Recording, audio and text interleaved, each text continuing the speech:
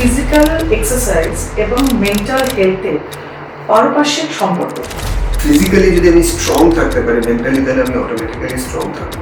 বাবা মা বাচ্চা এবং গ্র্যান্ড পেরেন্টসদের মধ্যে একটা ল্যাক অফ কমিউনিকেশন দেখা যায়, আর সেখান থেকে একটা গ্যাপ তৈরি হয়।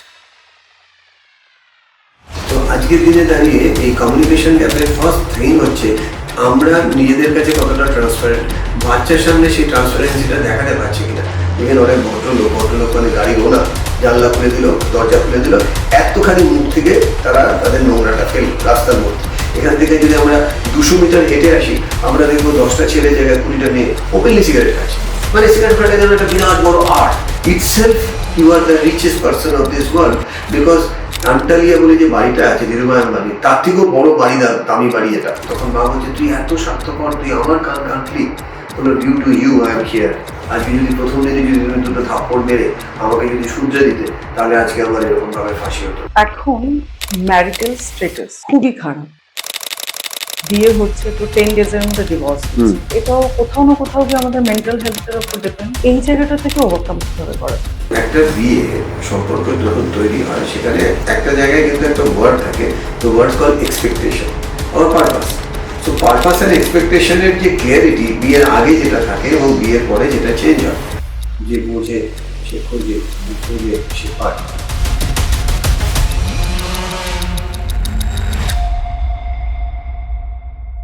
হর হর মহাদেব, জয় মা ভগবতী। কেমন আছেন আপনারা? আপনাদের মধ্যে থাকা সকল দেবত্ব শক্তিকে আমার প্রণাম। আজকে আমি কিন্তু একা নই। আমার সাথে যিনি আছেন, উনি প্রতিনিয়ত চেষ্টা করছেন আমাদের সকলকে ভালো রাখার জন্য, আমাদের মেন্টাল হেলথকে ভালো রাখার জন্য, আমাদের ম্যানিফেস্টেশনকে সম্পূর্ণভাবে লাইভে আনার জন্য, আমাদের গোলকে অ্যাচিভ করার জন্য। শুধু তাই নয়, আমরা কিভাবে নিজেদেরকে গুছিয়ে নিয়ে আমরা সমাজের একটা ফিগার হতে পারি, এইভাবে আমাদের প্রতিনিয়ত উনি শেখাচ্ছেন। ওনার থেকে আমি প্রথমে শুনতে পেয়েছি, আমি প্রথমে জানতে পেরেছি, যে বোঝে সে খোঁজে, যে খোঁজে সেই পায়। আমি এই কথাটা যখন শুনেছিলাম, আমার মনে হয়েছিল ওনাকে আমাকে খুঁজতে হবে, আমাকে বুঝতে হবে, আমাকে আরো জানতে হবে, আরো শিখতে হবে। সো আমি যখন বুঝেছি, ওনাকে খুঁজেছি, আর আজকে আমি ওনাকে পেয়েছি। আমি ওনার নামটা বলতে পারবো না, কেননা আমার স্যার হন উনি। তো সো আমি স্যারের নাম আমি নিজের মুখে নেব না। ওনার উনি নিজেই ইন্ট্রোডিউস করবেন, আমার স্যার। নমস্কার, মৃণাল চক্রবর্তী। হ্যাঁ, আমি মেন্টাল হেলথ নিয়ে বেশ কিছু বছর ধরে আমি এই প্যাশন বলুন বা প্রফেশন বলুন এর মধ্যে রয়েছি। আমার জার্নি স্টার্ট হয় যখন আমি খুব ছোট হকি খেলতাম, এবং হকি খেলার সুবাদে আমি ডিসাইড করি আমি ইন্ডিয়ান টিমকে রিপ্রেজেন্ট করব, এবং হকি খেলে আমি যে চাকরিগুলো করি তার মধ্যে ইন্ডিয়ান রেলওয়েজ এবং ক্যালকাটা পোর্ট ট্রাস্ট, এছাড়াও আরও অনেক অর্গানাইজেশন ছিল। সো পোর্ট ট্রাস্টে চাকরি করার সময় আমার লিগামেন্ট টিয়ার হয়ে যায়, এবং তখন আমার সামনে অপশন একটাই ছিল, সরকারি চাকরি করা অথবা নিজেকে নতুন করে রিডিফাইন করা। আমার যিনি কোচ ছিলেন তিনি আমাকে বললেন, দেখো, ডেফিনেশন সবাই নিজেরটা নিজে করে, কিন্তু খুব কম মানুষই আছে নিজেকে রিডিফাইন করে। বার্থ তো সবারই হয়, জন্ম তো সবারই হয়, কিন্তু খুব কম মানুষই আছে সেটাকে রিবার্থে কনভার্ট করে। সেই বার্থ টু রিবার্থ এই মিনিংটা আমি জানতাম না। আমি যখন ওনাকে জিজ্ঞেস করলাম, what do mean by that, আপনি এটা দিয়ে কী বলতে চাইছেন, তখন উনি একটা কথাই বলেছিলেন যে আমরা যখন জন্মাই সেটা আমাদের হাতে থাকে না, সেখানে বাবা মায়ের ইনভলভমেন্ট থাকে, এবং ইউনিভার্সাল কারণে আমরা পৃথিবীর আলো দেখি। কিন্তু সেই জন্মটার পরে সেকেন্ড যেটাকে রিবার্থ বলা হয়, যেদিন আমরা ফার্স্ট টাইম রিয়ালাইজ করি যে আমরা কেন পৃথিবীতে এসেছি। তো সেক্ষেত্রে উনি আমাকে গাইড করলেন যে দেখো, তোমার ইন্ডিয়ান টিমের ড্রিমটা একটা জায়গায় গিয়ে কোথাও একটা জাংশন স্টেশনের মতো ফুলস্টপ হয়ে গেল, কিন্তু লাইফটা অনেকটা জাংশন স্টেশন মানে বর্ধমান জাংশন, ব্যান্ডেল জাংশন, এছাড়াও শারাফুলি জাংশন। সো জাংশন স্টেশনে কি হয়, একটা জায়গায় অনেকগুলো ট্রেন আসে এবং অনেকগুলো ট্রেন যাতায়াত করে, রাইট? তো ঠিক সেরকমই সেই জাংশন স্টেশনের মতন উনি আমাকে বলেছিলেন যে তুমি ধরে নাও ব্যান্ডেল লোকালে উঠেছো বা যাবে বর্ধমানে। সো ব্যান্ডেল লোকাল অব্দি গিয়ে গাড়িটা দাঁড়িয়ে যাবে, কিন্তু ওখানে দেখবে একটা বর্ধমান লোকাল দাঁড়িয়ে আছে, ব্যান্ডেল টু বর্ধমান। তো ঠিক সেরকম তুমি তোমার জার্নিতে এন্ড করছো না, তুমি একটা বেন্ড নিয়ে রিজেক্টেড হচ্ছ না ইউনিভার্সের দ্বারা, you are redirected for higher purpose. তো নিজের রিডিফাইন করার এবিলিটিটাকে এনহ্যান্স করো। তখন আমি যখন জানতে চাই যে কীভাবে, তখন উনি বলেন যে মেনলি তোমাকে পড়াশোনা করতে হবে। সো আমার কাছে পড়াশোনার জিনিসটা বেশ ভয় লাগে বা ভয় লাগতো। তো তখন উনি বলেছিলেন এখানে পড়াশোনা বলতে যেটা বলা হচ্ছে education. Education word come from Latin word educo. Educo মানে হচ্ছে জার্নি উইদিন। তখন উনি বললেন এই পড়াশোনাটা টিপিক্যাল বই পড়াশোনা, এই পড়াটা হচ্ছে নিজেকে জানার পড়া। এবং তার সুবাদে আমার বিদেশ যাওয়া এবং বেশ কিছু বছর 7 থেকে 8 বছর আমার ইংল্যান্ডে থাকা। আমি যে শহরে থাকতাম শহরটার নাম কেমব্রিজ, খুবই নাম করা একটা শহর। এবং সেখানে যখন আমার পড়াশোনা কমপ্লিট হয় দেন আমার জীবনের যে স্বপ্নটা ছিল ইন্ডিয়ার জার্সি পড়া, সেটা ঘুরে ফিরে চলে আসে through Indian archery team, Indian table tennis team, Indian hockey team. এবং আমরা জুনিয়র ওয়ার্ল্ড কাপ চ্যাম্পিয়ন হই আফটার 16 ইয়ার্স। এবং এটাই আমার সব থেকে বড় ম্যাজিক লেগেছে আমার গুরুর কথায়, যে যেটা ফুল স্টপ হয়ে গেছিল সেটা অ্যাকচুয়ালি ফুল স্টপ ছিল না, একটা নিউ জার্নি স্টার্ট আপ ছিল। তো সেই হিসেবে আজকে আমি প্রায় 22 বছর, 2004 থেকে আজকে 2026 আমি এই কাজটা করছি। এবং আমি কখনো ভুলিনি, বিকজ আমি যখন এই কাজটা শুরু করেছিলাম তখন সোশ্যাল মিডিয়ার আজকের যে ইনভলভমেন্ট বা আজকের দিনে যে ইনফ্লুয়েন্স বা আজকের দিনে মানুষ ইমিডিয়েটলি চ্যাটজিপিটি করে যেটা জানছে, তখন এইভাবে জানার স্কোপ ছিল না। কিন্তু আমার কাজটা আমি খুব ফোকাসড ওয়েতে করে গেছি এবং ধীরে ধীরে ধীরে ধীরে বিভিন্ন মানুষ আমার সাথে যোগাযোগ করেছে। এবং আমার গুরু সেই দীক্ষায় দিয়েছিলেন যেটা একটু আগে তুমি বলছিলে, যে বোঝে সে খোঁজে, যে খোঁজে সে পায়। তো বোঝা মানে এখানে পিঠের বোঝা না, বোঝা মানে হোয়াট উই আন্ডারস্ট্যান্ড হিয়ার। বোঝাটাকে খোঁজায় কনভার্ট করতে গেলে কিছু নলেজ লাগে, কিছু এক্সপিরিয়েন্স লাগে, কিছু অ্যাটিটিউড লাগে। আমরা অনেক সময় অনেক কিছুই বুঝি, কিন্তু বোঝাটাকে খোঁজায় পরিণত করতে পারি না, বা যেটা বুঝেছি সেটা না খুঁজে অন্য কিছু খুঁজি। এক্সাম্পল দিয়ে যদি বলি, আমার মনে হয় তোমার বুঝতে সুবিধা হবে, বা আজকে যারা আমাদের এই ভিডিওটা দেখছে তাদের অনেক ক্লিয়ারিটি আসবে। যে আমার হয়তো মাথায় ঘুরছে যে আমি একটা স্পেসিফিক জায়গায় নিজেকে দেখতে চাই। সাপোজ আমি দেখতে চাই আমি আফটার 10 ইয়ার নিজেকে কোথাও সাকসেসফুল করবো, কিন্তু সেটা মনে ভাবার পর সেটার জন্য যে ইমিডিয়েট অ্যাকশন নিতে হবে, অনেক ক্ষেত্রে দেখা যায় প্রোক্রাস্টিনেশন, আজ না কাল, কাল না পরশু। এবার যত আমি ডিলে করছি তত কাজটার প্রতি যে সাকসেস করার প্রবণতা সেটা কিন্তু অটোমেটিক্যালি কমতে থাকছে।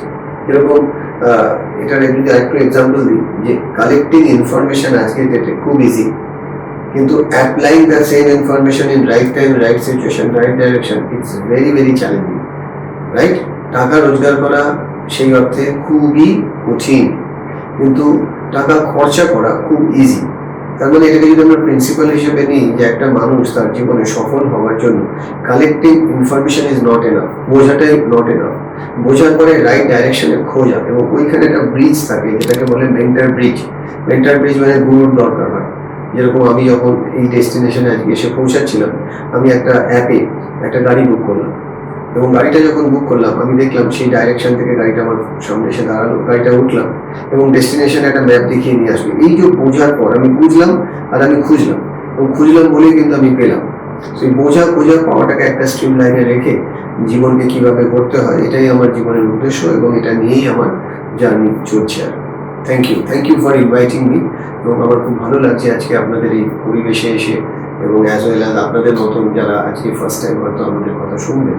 অনেকে হয়তো আমাকে আগে দেখেছেন, অনেকে হয়তো আপনাদেরকেও আগে দেখেছেন, বাট আমার মনে হয় আজকের দিনটা আপনার ক্ষেত্রে রিভার্ট মাইন্ডসেটের মতন হবে। যদি আপনি খুব মন দিয়ে এই কথাগুলো আপনার মতন করে বুঝে, আপনার মতন করে খোঁজাকে যদি কানেক্ট করতে পারেন, তাহলে দেখবেন আপনার পাওয়াটা অনেক বেশি হবে। থ্যাংক ইউ স্যার, একদম খুব ভালো লাগলো। আমি এতটা শুনলাম, আমি আবার কিছু বুঝলাম, আবার কিছু খুঁজবো, আর আই থিঙ্ক আমি আবার কিছু পাবো।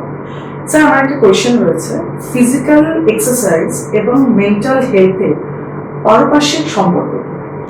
Physical health and mental health, এই কোশ্চেনটা আমি বহুবার নিজেও নিজের ওপর প্রশ্ন করেছি এবং দেখেছি। একটা কমন ফ্যাক্টর শেয়ার করি কিছু বলার আগে, আপনারা আমার সাথে একমত হবেন এবং তুমিও হয়তো একমত হবে। এটা কাঁচের বোতলের মধ্যে জল রয়েছে, রাইট? এটা খুব দামি বটল, আর এটা একটা প্লাস্টিকের বটল, তুলনামূলকভাবে অনেকটাই কম দামি। এবার আমি আপনাদের প্রশ্ন করি, এই প্লাস্টিক বটলের জলটা বেশি দিন ভালো থাকবে না কাঁচের বটলের জল? আপনারা কিন্তু সবাই বলবেন এই কাঁচের বটলের জল। সো ব্যাপারটা অনেকটা এরকম, এই ফিজিক্যাল হেলথ মেন্টাল হেলথ ব্যাপারটা অনেকটা এরকম, যে ফিজিক্যালি যদি আমি স্ট্রং থাকতে পারি, মেন্টালি তাহলে আমি অটোমেটিক্যালি স্ট্রং থাকবো। বাট ফিজিক্যালি যদি আমি উইক থাকি, তাহলে মেন্টাল উইকনেসটা অটোমেটিক্যালি আসবে, বিকজ এটা একটা সাইবারনেটিক লুপের মতন কাজ করে বডি অ্যান্ড মাইন্ড। অনেক সময় কি হয়, আমরা রোজ যারা এক্সারসাইজ করে তাদের অনেক সময় যদি মন খারাপও হয়, যেহেতু এক্সারসাইজ করছে বডিতে এন্ডোরফিন সিক্রেশনের লেভেল খুব হাই থাকে, এন্ডোরফিন সিক্রেশন হাই থাকলে যে কোনো সিচুয়েশন ওভারকাম করার জন্য যে ফাইট অ্যান্ড ফ্লাইট বলে আমরা যে কথাটা শুনি, অনেক সময় বলা হয় 4F, fight, flight, fridge and fair. এবার এই চারটের মধ্যে তিনটে হচ্ছে নেগেটিভ সিচুয়েশন আর একটা হলো পজিটিভ। পজিটিভটা কি হলো ফাইট।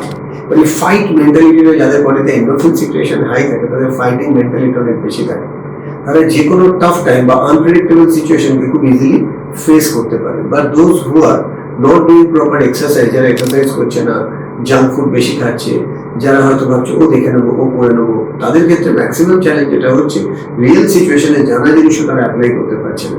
এটার একটা রিসার্চ বলি, যারা দেখা যাচ্ছে এই যে আজকের দিনে দাঁড়িয়ে যে কম্পিটিটিভ এক্সামগুলো হয়, যারা এক্সাম দিচ্ছে, যারা এক্সাম হলে গিয়ে প্যানিক করছে, তার 99% স্টুডেন্টদের ক্ষেত্রে দেখা যায় যে তারা এক্সারসাইজ একদম করে না, পড়াশোনা হয়তো খুব ভালো করে, এবং যেহেতু পড়াশোনার দিকটাতে ভালো, এক্সারসাইজ একদম করে না। অনেক সময় কিছু কোশ্চেন থাকে যেগুলো আনকমন, এবার এই আনকমন কোশ্চেনে তাদের মধ্যে একটা প্যানিক স্টার্ট হয়। ওই প্যানিকটা কেন হয়?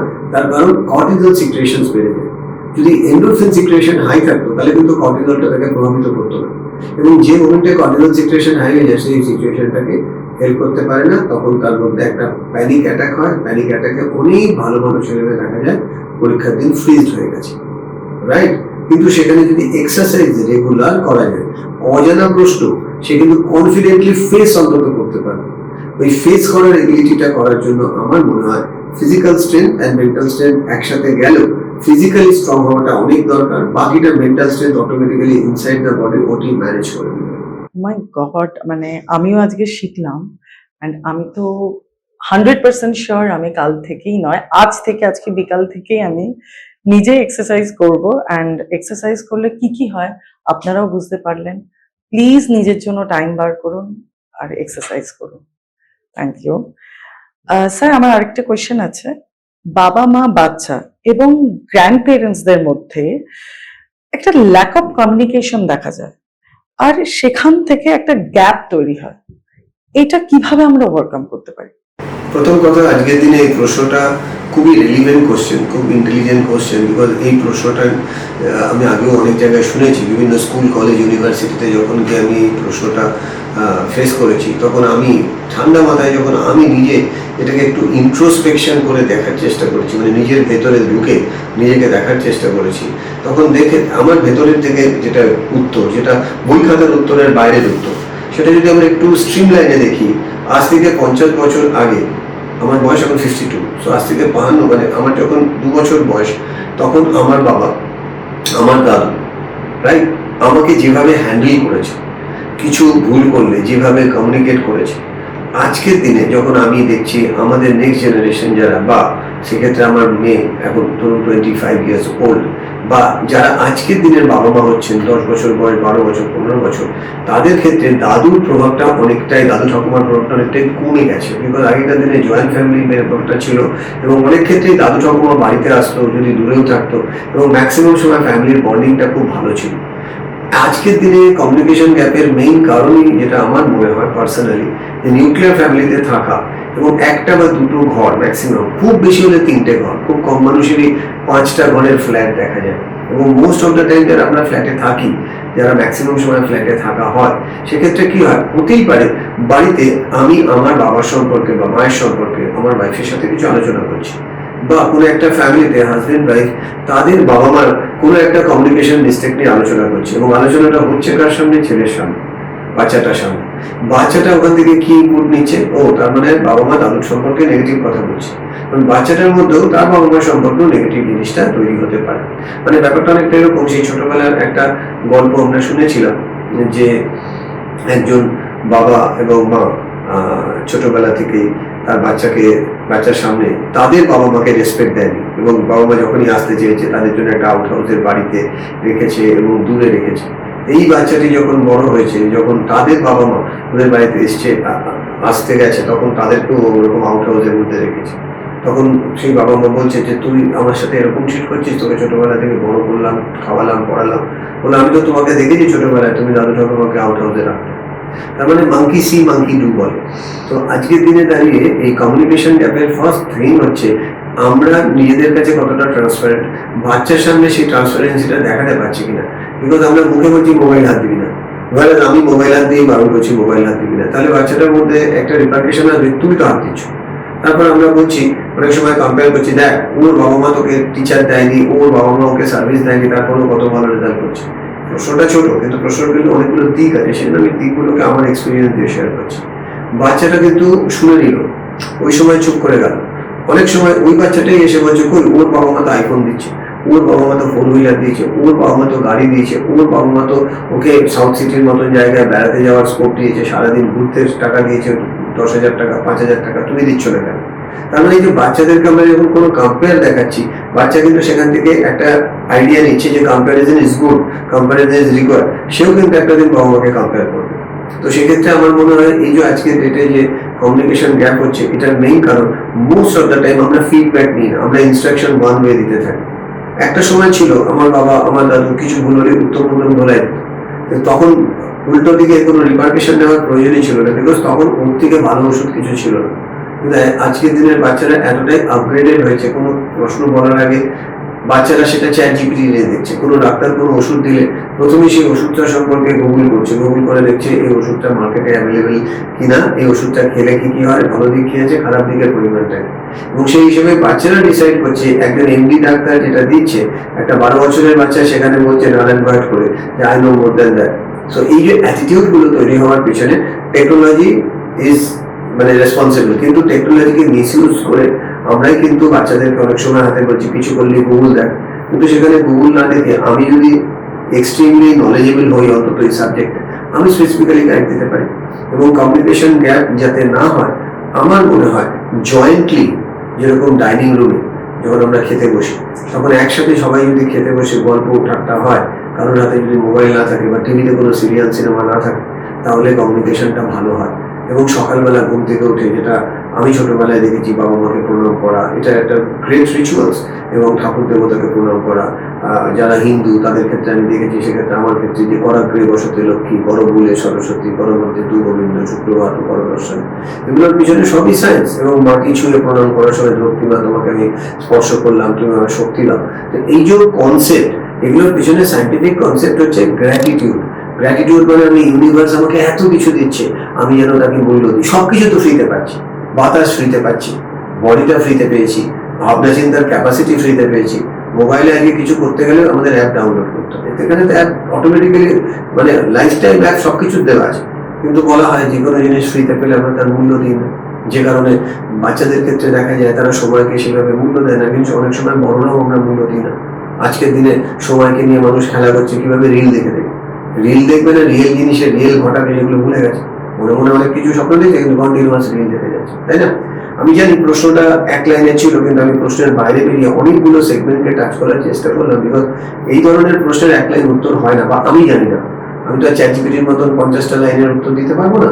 সেজন্য আমার এক্সপিরিয়েন্স গুলো শেয়ার করলাম, যে আজকের দিনে যে কমিউনিকেশন গ্যাপ, সেখানে সলিউশন যদি বলি, first of all sit together, it together, work out do together and enjoy together. মানে যেটাই করবো একসাথে করবো অ্যাজ এ টিম। যে কারণে বলা হয় স্পোর্টস টিমকে যখন আমি ক্লাস করে, TEAM, টুগেদার এভরিওয়ান অ্যাচিভ মোর।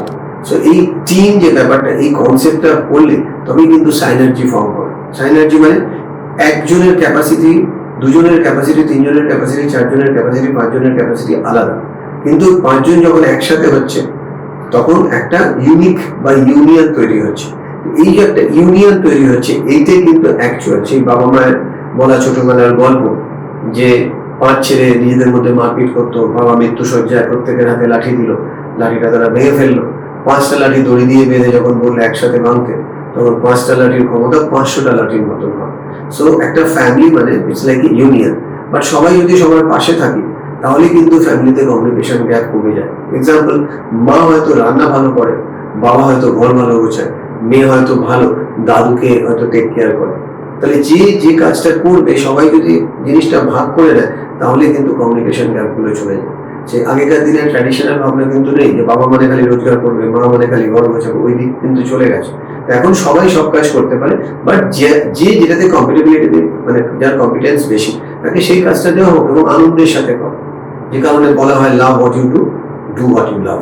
তো এইভাবে আমার মনে হয় এগুলো কমিউনিকেশন গ্যাপ গুলো অটোমেটিক্যালি ছোট হয়ে যাবে। Thank you.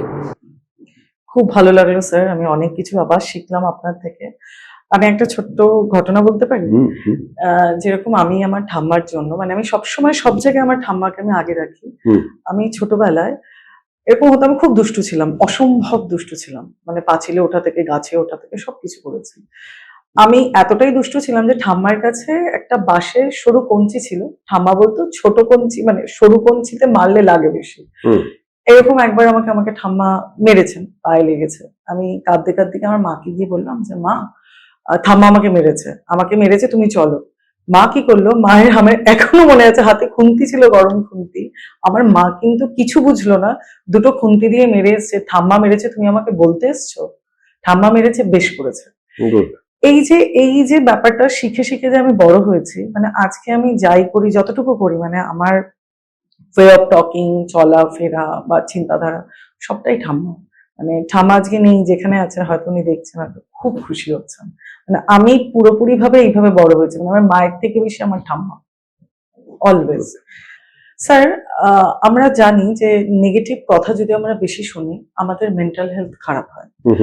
স্যার, এই নেগেটিভ কথা শুনে যে আমাদের মেন্টাল হেলথ যে খারাপ হচ্ছে, এটা থেকে আমরা কি করে নিজেদেরকে অ্যাওয়্যার করতে পারি এন্ড বের করে নিয়ে আসতে পারি? বেশ, জিনিসটাকে যদি এভাবে দেখি যে একটা গাড়িতে আমি বসে আছি, গাড়িতে খুব সুন্দর কাঁচ লাগানো আছে, কাঁচের ওপরে কোনো ফিল্ম লাগানো নেই। আজকাল কাঁচের মধ্যে একটা পাতলা ফিল্ম লাগায় তো, যাতে হিটটা বা রোদটা ডাইরেক্টলি না ঢোকে। সো সেক্ষেত্রে যেভাবে লাইটটা ভেতরে পড়ে বা যেভাবে সিট এফেক্টেড হয়, এটার উপরে যদি একটা ফিল্ম, পাতলা ফিল্ম লাগানো হয়, বা গভর্নমেন্ট রুলস মেনে একটা 40-60 কি একটা কম্বিনেশন আছে, সেই ফিল্মটা লাগানো হয়, তাহলে ডাইরেক্ট হিটটা ঢুকবে না। রোদে বেরোনোর সময় যখন আমরা প্রচন্ড রোদ দেখি, যারা আমরা মানে চশমা ইউজ করি তাদের ক্ষেত্রে, এবং যারা নর্মালি চশমা ইউজ নাও করে, রোদ দেখেই কিন্তু চোখে আমরা কি দিই, গগলস দিই। বা যে সমস্ত এরিয়ায় লু চলে সেখানে আমরা কি করে নিই, মুখে কাপড় বেঁধে নিই। যেখানে প্রচন্ড বরফ পড়ছে, যেরকম আমি যখন ট্রেকিং এ যাই, আমরা কান ঢেকে নিই, মাথা ঢেকে নিই এবং এটাকে ঢেকে নিই। মেসেজ কি? তার মানে নিজেকে আমরা প্রোটেক্ট করছি। তো ফার্স্ট থিং ফার্স্ট, যদি আমরা এটাকে কনসেপ্ট ওয়াইজ বলি, একটা বডিগার্ড মেন্টালিটি বা বুলেট প্রুফ মেন্টালিটি, এই ওয়ার্ডটাকে যদি আমরা মনে রাখি, বুলেট প্রুফ, এই বুলেট প্রুফ ওয়ার্ডটা মনে রাখি, কি মনে হয়, একটা গাড়ি যাচ্ছে, সেখানে বুলেট লাগছে, কিন্তু বুলেটটা গাড়িতে টাচ হচ্ছে, গাড়িটা কাঁপছে, কিন্তু বুলেটটা গাড়ির কিছু ক্ষতি করছে না। তো ফার্স্ট থিং ফার্স্ট, আমাদের 5 সেন্সারি অর্গান, দ্য গেটের, আমাদের বডির গেটের। সো এই 5 সেন্সারি অর্গান সারাদিন কি করছে, কালেক্টিং ইনফরমেশন কালেক্ট করে আমাদের মধ্যে দিচ্ছে। এই আমাদের ভেতরে যে দিচ্ছে, মাঝখানে কিন্তু একটা ফিল্টার থাকছে। সেই ফিল্টারের সব থেকে ইম্পর্টেন্ট কাজ কি হচ্ছে, ইনফরমেশন গুলো নিয়ে কোন ইনফরমেশনটা আগে আমি সেভ করেছি বা আগে আছে, কোন ইনফরমেশনটা ফার্স্ট টাইম এসছে, কোন ইনফরমেশনটা আগে আছে নেগেটিভ ভাবে স্টোর আছে ব্রেনে, বা কোন ইনফরমেশনটা আগে এসছে কিন্তু পজিটিভ ভাবে ব্রেনে স্টোর আছে, ওইভাবে ফাইলগুলো হুড় হুড় হুড় হুড় করে ডিভাইডেড হয়ে যাচ্ছে। ঠিক যেরকম ঘরে যেরকম জল ফেলার পর আমরা দেখি জল অটোমেটিক্যালি জায়গা খুঁজে নেয় কোন রাস্তা দিয়ে যাবে, বিকজ ঢাল ও নিজে তৈরি করে নেয়। ঠিক সেরকম আমাদের 5 সেন্সারি অর্গান এতটাই unique as well as complex, আমাদেরকে আলাদা করে ভাবতে হয় না যে কানে দিয়ে শোনা আওয়াজটা ব্রেনের কোন এরিয়াতে গিয়ে জমা হবে, নাক দিয়ে যে আমরা ব্রিদিং করার সময় যে নিঃশ্বাসগুলো নেওয়ার সময় বিভিন্ন ধরনের স্মেল পাচ্ছি, ওটা আবার ব্রেনের কোথায় কানেক্ট মানে রাখা হবে, অ্যাজ ওয়েল অ্যাজ এগুলো সব ইন্টার কানেক্টেড। যদি আমরা একটু ভালো করে দেখতে পারি যে আমাদের বাড়িতে যখনই সবজি আসে, যদি সেই সবজিটা ধোয়া হয়ও মার্কেট থেকে কেনার পর, আমরা কিন্তু প্রথমে বেসিন বা ধোয়ার যে জায়গাটায় সেটা নিয়ে যাই।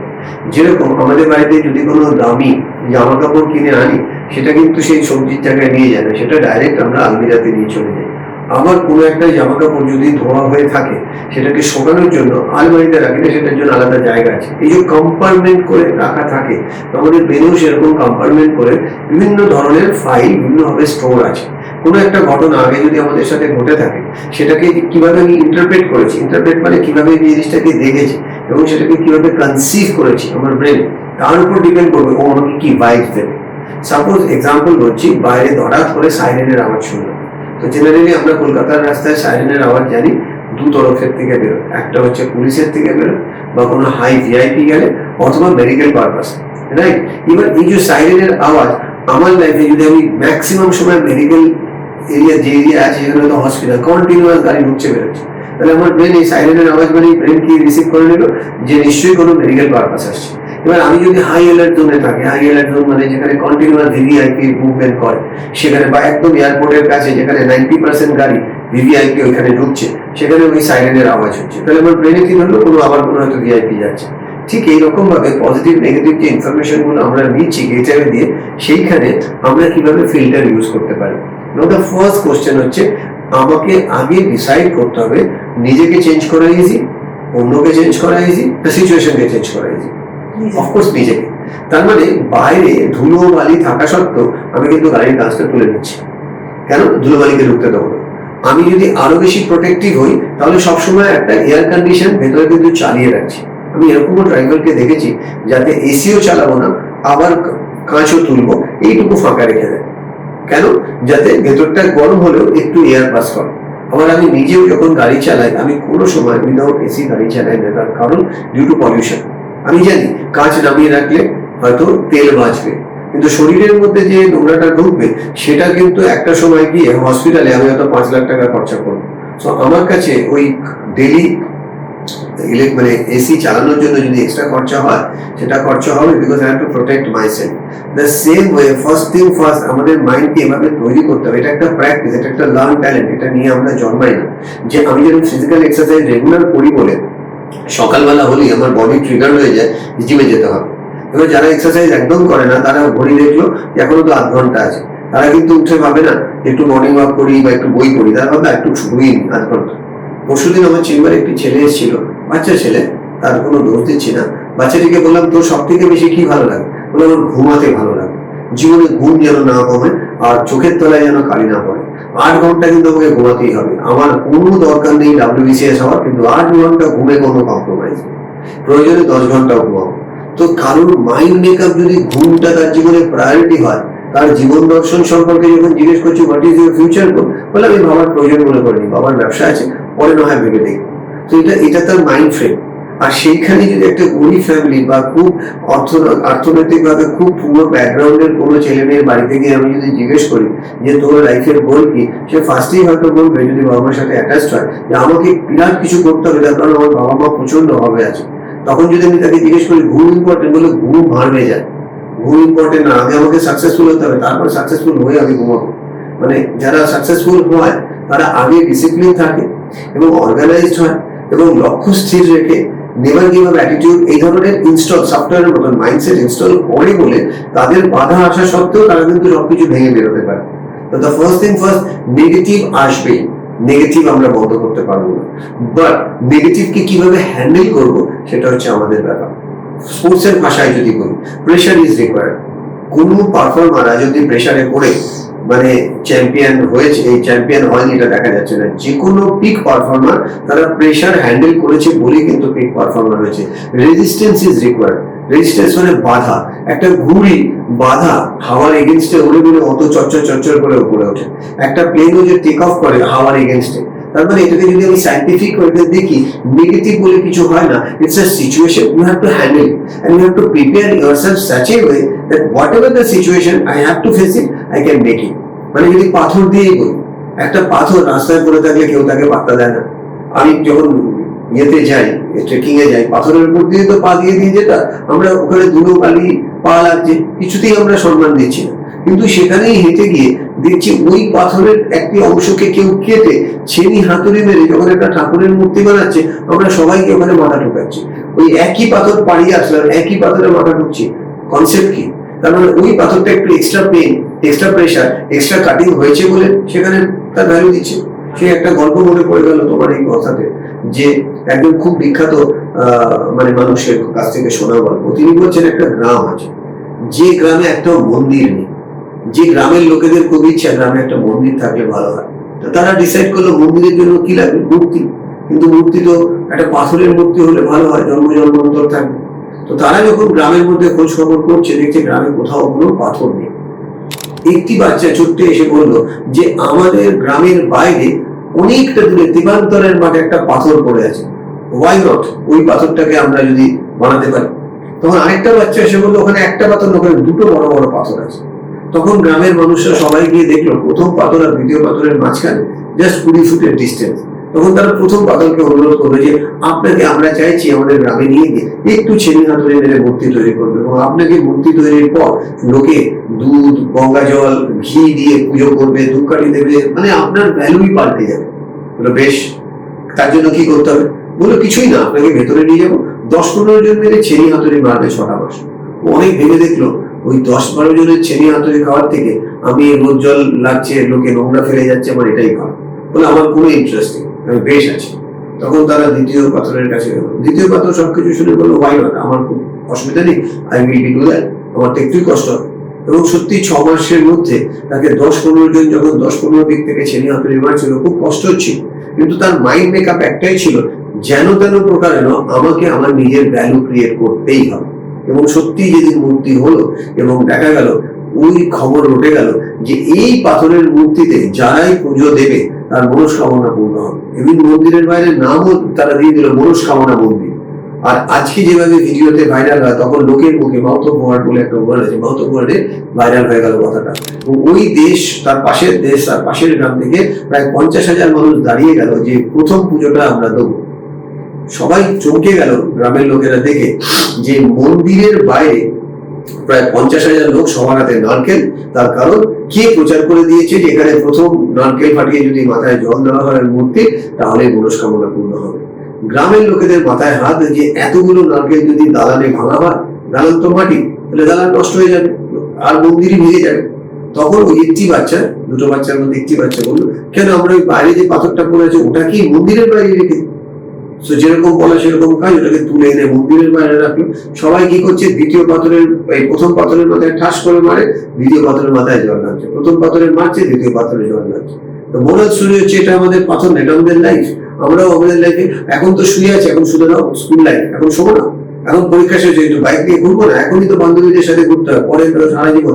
এখন আমি সরি ফর দ্য ল্যাঙ্গুয়েজ, এখন একটু সিগারেট গাঁজা খাবো না, এই বয়সে না খেলে কি হবে, এখন একটু মানে উল্টো পাল্টা কাজ করবো না, বড় হয়ে আর তো করতে পারবো। তাহলে একজন স্টুডেন্টের লাইফে যদি ছোটবেলা থেকে আমি এন্টারটেনমেন্টে বেশি সময় দিয়ে এডুকেশনকে কমিয়ে দিই, আর আমি ভাবছি আমি সাকসেসফুল হবো, আই ডোন্ট নো, আমি জানি না সেটা কিভাবে সম্ভব। তার মানে নেগেটিভ আসবে, কিন্তু নেগেটিভের মধ্যে পজিটিভ দেখার মেন্টাল মেকআপটা তৈরি করাটা নিজের উপর, যে I want to face the pressure, pressure is equal to pleasure. If I face my pressure as a pleasure, then that P take me the peak, মানে peak performance এ নিয়ে যাবে। যারা প্লেয়াররা ইন্টারন্যাশনাল লেভেলে ম্যাচ খেলে, তারা কিন্তু এই প্রেশারটাকে খুব আনন্দ উপভোগ করে, এবং ওই আনন্দটা আর কিছুই না, আনন্দের মধ্যে দিয়ে কিন্তু তারা সাকসেস দেয়। যেরকম পেইনস যে ওয়ার্ডটা, PAINS, আমি যদি এটাকে এভাবে দেখি, এক অর্থে বলা হয় ব্যথা, যন্ত্রণা, কিন্তু এটাকে যদি আমি পজিটিভ ভাবে দেখার মানসিকতা থাকে, P for positive, E for attitude, I for in, N for negative, S for situation. That means positive attitude in negative situation. তার মানে নেগেটিভ বলে কিছু নেই, it's all our mind makeup. কেউ একজন মাঠে দৌড়াচ্ছে, রাইট, সেটা দেখে বলছি দেখো লোকটা পাগল হয়ে গেছে, মাঠে দৌড়াচ্ছে, কিন্তু সেই যখন গলায় অলিম্পিক মেডেল নিয়ে ওই এরিয়ার বিখ্যাত মানুষ হচ্ছে, সবাই তখন বলছে ওর কপালে লেখা ছিল।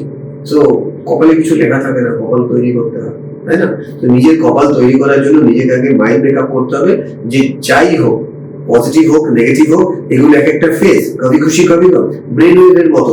যখন আমি উঠছি তখন ভেসে যাবো না, যখন আমি পড়ছি তখন অন্ধকারও ভাববো না, যখন আমি নামছি ভাবতে হবে something bigger is waiting for me. একটা প্রদীপের ঠিক তলায় তো আসল অন্ধকারটা থাকে। যখন ভোরবেলা সূর্য ওঠে তার ঠিক আগে সব থেকে বেশি চারিদিকে অন্ধকার থাকে। তার মানে negative is required to know yourself and face the situation and grow yourself. Thank you. Sir, আমি আরেকটা জিনিস দেখেছি, যখন ধরুন আপনি যেটা বললেন নেগেটিভিটি থেকে দূরে থাকতে হবে, আমি ঘুমোবো, আমি ঘুমোতে চাইছি, এরকম অনেক বাবা মা আছেন যাদেরকে আমি হয়তো কনসালটেন্সি দিচ্ছি, বাট আমি যখন বলছি যে একটু লাইফস্টাইলটা চেঞ্জ করা উচিত, বা এটা খাওয়াবেন না, চকলেট, চিপস, কোল্ড ড্রিঙ্ক, এগুলো ঠিক না, মেন্টাল হেলথকে খারাপ করে, ফিজিক্যাল হেলথকে খারাপ করে, স্যার এরকম অনেকেই আছে, আমি কাউকে ফিঙ্গার পয়েন্ট করছি না, বাট এরকম অনেক জায়গা থেকে আমি শুনতে পাই যে এখন যদি না করে কখন করবেন বলুন তো ম্যাম, আপনি তো রোবোটিক লাইফে নিয়ে যাচ্ছেন, বাচ্চা তো সাফোকেশন হবে। তখন হয়তো আমি অনেক সময় বলি না, ফিজিক্যাল একটা সবকিছু একটা রুলস এন্ড রেগুলেশনস হওয়া উচিত, বাট সেখান থেকে দাঁড়িয়ে যদি কোনো বাড়ির গার্ডিয়ান এইভাবে কথা বলে যে না ঠিক আছে ওরা রোবোটিক হয়ে যাবে বা ওদের লাইফটা রোবটের মতো চলবে, তাহলে তো স্যার আমার মনে হয় যে বাচ্চাদের কাছে একটা বাজে মেসেজ যায় যে না আমরা এটা করতেই পারি। ঠিক আছে, আরেকটা স্যার জিনিস যেটা আমার খুব খারাপ লাগে, খেলে কিছু হবে না, একটা চকলেটে কিছু হয় না, বা একটা মিষ্টিতে কিছু হয় না, বা একদিন খেলে কিছু হবে না, একটা চিপস খেলে কিছু হবে না। স্যার কিন্তু ওই জিনিসটা তো আমার একদিনের তো নয়, ওটা তো অনেকটা আমাদের ড্যামেজ করছে। সেই ক্ষেত্রে স্যার আমাদের বাবা মারাদের কিভাবে নিজেদের আওয়েকেনিং করা উচিত সেটা যদি একটু বলেন। প্রথম কথা হচ্ছে, এগুলো মেন্টাল ফ্রেমিং তো আমরা কাউকে চেঞ্জ করতে পারি না যতক্ষণ না সেই চেঞ্জ হতে চায়। তো একটা খুব সুন্দর গল্প আছে, সিচুয়েশনগুলো গল্প দিয়ে বলে খুব তাড়াতাড়ি রিলেট করা যায়। যে ভারতবর্ষে বা এই ধরনের মানে গ্রামে গঞ্জে অনেকে দেখা বাদল খেলা দেখা। তো আমরা যদি একটু রিসার্চে দেখি তারা বাদল পায় কোথা থেকে, কিন্তু বাদলের দোকান তো নেই, বাদল বিক্রি হচ্ছে এরকম তো দেখা যায় না।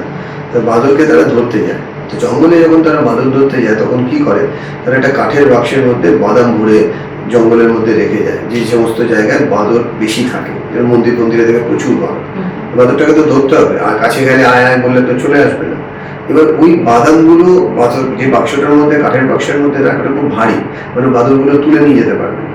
কিন্তু যেখানে গর্তটা দেওয়া থাকে, মানে হোলটা দেওয়া থাকে ওপরে, সেটা খুব ছোট্ট থাকে, ওপরে কিছু বাদাম ফেলা থাকে। সো জেনারেলি ওরা কি করে, একটা বাদাম খেয়ে যখন জানতে পারে ভেতরে অনেক বাদাম আছে, হাতটাকে এইভাবে ঢুকবে না, তখন হাতটাকে এইভাবে করে এইভাবে এইভাবে এইভাবে এইভাবে ঢোকায়। ঢোকানোর পরে ভর্তি তখন বাদাম, হাতে অতগুলো বাদাম পেয়েছে, তখন পাগলের মতন করতে থাকে যে একসাথে এতগুলো বাদাম, মানে অনেকগুলো বাদল আছে, যেমন তো বাদল এত বার করতে পারবো না, একবারে যতটা বার হয় তবে চেষ্টা করে কি অ্যাজ মাচ অ্যাজ পসিবল বাদলটা ধরা। এবং যখনই সেই চুরি করার মতন, যখনই এরকম ভাবে টানতে থাকে, তখন হাতটা লোক হয়ে গেছে। তখন বাদরটার ওই কমন সেন্স থাকে না যে আমি বাদামগুলো যদি ছেড়ে দিই তাহলে কিন্তু আমার হাতটা বেরিয়ে আসবে। কিন্তু তখন বাদরটা যেটা করতে থাকে, ওইটা ধরে এরকম ভাবে টানতে থাকে, এবং যতবার টানতে থাকে ওই বাক্সের চারধারে কর্নার গুলো থেকে তার হাতে তখন প্রচন্ড যন্ত্রণায় ইচিং হয়, এবং এই জায়গাগুলো কাটতে থাকে। এবং যে মোমেন্টে যন্ত্রণায় কাটতে থাকে তখন বাদর ভয়ের চোটে একটা কান্নার আওয়াজ দেয়, ঠিক যেরকম ভাবে কুকুর আমাদের লোকাল এরিয়ায় দেখতে পারে, কুকুর কোনোভাবে কষ্ট পেলে একটা কান্না কাঁদে। ইভেন কাকের বাসায় যদি কেউ অ্যাটাক করে তাহলে একটা আওয়াজ হয়, সেটা আমরা কিন্তু কানে বুঝতে পারি যে কেউ অ্যাটাক করেছে। এখানেও ঠিক সেরকম হয়, যারা বাদর ধরতে যায় তারা কাছে আসে, বুঝতেই পেরেছে, তারা জল দিয়ে তখন ধরে নেয়। তো মেসেজ এটাই, ওই যদি ওই বুদ্ধিটা থাকতো তো আমরাও অ্যাজ এ হিউম্যান বিং অনেক সময় এরকম ধরে থাকি, ছাড়তেছি না। অনেক সময় অ্যাজ এ হিউম্যান বিং আমাদের এটা হয়, we want change but we don't want to change. তো আমাদের মধ্যে নিজেদেরকে একটু চেঞ্জ হওয়ার মানসিকতাটা রাখতে হবে যে আমরা কি চাইছি। যে বাবা মা হিসেবে আমার ফার্স্ট কাজ হচ্ছে আমার বাচ্চার ভালো গুণ কি কি আছে, আর আমার বাচ্চার কোন গুণগুলোর জন্য বাচ্চা ডিস্টার্ব ফিল করছে, বা বাচ্চার সাইকোলজিক্যাল যে ওয়েলবিং সেটা এফেক্ট হচ্ছে। বাবা মারা অনেক সময় ভাবে সাইকোলজিক্যাল ওয়েলবিং হয়তো বন্ধুদের জন্য হচ্ছে, স্কুলের জন্য হচ্ছে না, অ্যাকচুয়ালি তা নয়। অ্যাকচুয়ালি ফুডের জন্য হচ্ছে, এবং বাবা মার বিহেভিয়ারাল প্যাটার্নের জন্য হচ্ছে। একটি বাচ্চা সে তার বাবাকে, বাচ্চা বলে ভুল হবে, বাচ্চা যখন বড় হয়ে গেছে, সে বাবাকে প্রথম দিন বলেছে আমাকে ফোন দিতে হবে, বাবা দেয়নি। তারপরে এসে তার মাকে বলেছে আমাকে টাকা দিতে হবে, মা দেয়নি। তখন একটা দিন এরকম হয়েছে, সে বাবা মার ওপর ফিজিক্যালি টর্চার শুরু করেছে, এবং বাবাকে গলা টিপে ধরতে গেছে। বাবা তখন ভয় পেয়ে বলেছে পুলিশকে বলবো। তখন বাচ্চাটি তাকে রীতিমতো থ্রেট দিয়েছে, যেদিন তুমি পুলিশকে বলবে সেদিন তোমার লাশ দেবে বাড়ির সামনে পড়ে আছে। বাবা ভয়ের চোটে তখন তাকে কিছু টাকা দিয়েছে। এই যে শুরু করলো টাকা দেওয়া, সেই যে শুরু হলো, এখনো বাবা মা কিন্তু পুরো এভরিডে ক্রুসিফাইড হচ্ছে, রাইট? এবং তারা এসে হাত জোর করছে আমার ছেলের কাছ থেকে আমাকে বাঁচান। তো এখানে সেই ছেলেটিকে তারা বাধ্য হয়ে রিহ্যাবেও দিতে চেয়েছে বা দিয়েওছে, কিন্তু আর কাজ হবে না। তো এখানে বাবা মার একটা বিরাট রোল থাকে। আমরা ছোটবেলায় একটা গল্প শুনেছিলাম, মনে থাকবে হয়তো গল্পটা, যে একটি বাচ্চা সে যাই করে মা গিয়ে সাপোর্ট করে। একে মেরে আসলো, না আমার বাচ্চা মারতেই পারে না। এর বাড়িতে চুরি করে আসলো, না আমার বাচ্চা চুরি করতেই পারে না। এই করতে করতে করতে করতে একদিন ওই বাচ্চাটা একজনকে মার্ডার করলো। এবং পুলিশ যখন ইনভেস্টিগেশনে নেবে, যখন সাসপেক্ট হলো এবং তারপরে আইডেন্টিফাই হলো যে ওই মার্ডার করেছে, তখন ওকে যখন জেলে নিয়ে গিয়ে শাস্তি দেওয়া হলো যে এবার ওর ফাঁসি হবে, লাস্ট ইচ্ছা কি, ওর আর মার সাথে দেখা করো। তো মা কাঁদতে কাঁদতে ছেলের কাছে এসছে পায়েস নিয়ে, যে আর তো দেখলো দেখতে পাবে না। বললো মা তোমার কানে কানে একটু কথা বলতে চাই। বলে কি কথা? বলে কানের কানটা কাছে এসো। তো মা কান বাড়িয়ে দিয়েছে। তো ছেলেটি তখন পুরো মায়ের কান কামড়ে ছিঁড়ে ফেলে দিয়েছে দাঁত দিয়ে, এবং গল গল করে রক্ত। পুলিশ এসে ধরে টরে, তখন মা বলছে তুই এত স্বার্থপর, তুই আমার কান কাটলি। বললো due to you I am here. আজকে যদি প্রথম দিনে যদি তুমি দুটো থাপ্পড় মেরে আমাকে যদি শুধরে দিতে, তাহলে আজকে আমার এরকম ভাবে ফাঁসি হতো না। মানে যে ছেলেকে আমরা বলছি না একটু কোল্ড ড্রিঙ্কস খা, একটু ক্যাডবেরি খা, একদিন ওই বাচ্চাই কিন্তু আপনাকে দোষারোপ করবে। তখন কিন্তু বলবেন না যে আমার কপালটাই পোড়া কপাল, যার জন্য করলাম চুরি সেই বলেছ। কে বলেছিল চুরি করতে? আপনার ছেলের জন্য। So you take the responsibility. আপনি আপনার বাচ্চা, I am sorry for the language, মানুষ করবেন না অমানুষ করবেন, অমানুষটাকে আপনি পিএইচডি ডিগ্রি করবেন কিনা আমি জানি না। সো আপনাকে ডিসাইড করতে হবে আপনার বাচ্চাকে আপনি কি ট্রিট করবেন। ইয়োর চয়েস, ইয়োর লাইফ, তাই না? আমরা বলি না B for birth and D for death and B C for choice. আপনি আপনার বাচ্চার আপব্রিঙ্গিংয়ের জন্য কি করবেন? যেমন আমার চেম্বারের মতো রোজ চেম্বার থাকে, যখনই লোকজন আসে আমি ফার্স্ট টাইমে চেষ্টা করে বোঝার চেষ্টা করি যে বাবা মা ফ্লেক্সিবল কিনা। যদি বাবা মা দেখি সব জানতাম, উইথ অল ডিউ রেসপেক্ট, তারা সব জানে, আমি কিছু বলার আগে আমাকে জ্ঞান দিচ্ছে, আমি নমনীয় হয়ে বলি না না আপনার বাচ্চা খুব ভালো। কিন্তু আমাকে যদি কোনো বাবা মা এসে নিজে থেকে বলে যে আমি জানি আপনি যে কাজটা যেভাবে করেন আমরা হয়তো বাবা মা হিসেবে সেটা পারবো না, আপনি একই জিনিস অন্যভাবে রিপ্রেজেন্ট করেন, so we need your support, তখন আমি ধীরে ধীরে আমার যে ওয়ে অফ টকিং বা ওয়ে অফ কমিউনিকেশন তখন আমি ধীরে ধীরে বাড়াই।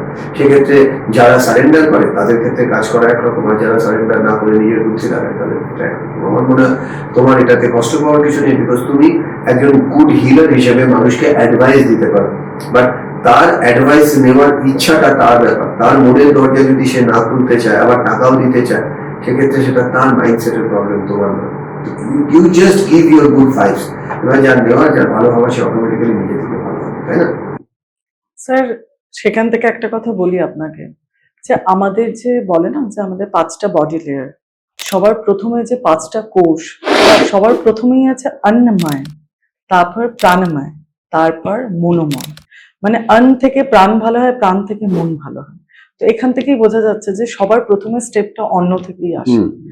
সো আর কিছু বলারই নেই, আপনি আজকে অনেক কিছু শেখাচ্ছেন স্যার। আমি আবার নতুন ভাবে শিখছি, কথাগুলো আমি রোজ শুনি আপনার সাথে বসি, বাট আপনারই কথা যে একই কথা বারবার শুনলে বারবার জিনিস আমি বুঝতে পারি, সেটা আমি বুঝতে পারলাম। আরো নতুন অনেক কিছু বুঝলাম, কেননা আমিও একটা মা, তো সো আমার আদফিকের জন্য হয়তো আমি আরো স্ট্রিক্টলি এটাকে আমি স্ট্রিক্টলি না, এটা খুব টেকনিক্যাল জিনিস, এটা সবসময় যে স্ট্রিক্ট হতে হবে তা না, কিন্তু খুব সফটলি খুব নরম ভাবেও কিন্তু অনেক মানে ভারী কথা বলা যায়, তাই না? মানে সবসময় যে চেঁচিয়ে বলতে হবে, সবসময় যে লাঠি ধরতে হবে তা নয়। একটা সময় লাঠিতে কাজ হতো, কিন্তু এখন কথাটাও লাঠির মতো ইউজ করা যায় যদি আমরা সেটা ইউজ করার এবিলিটিটা জানি, তাই না?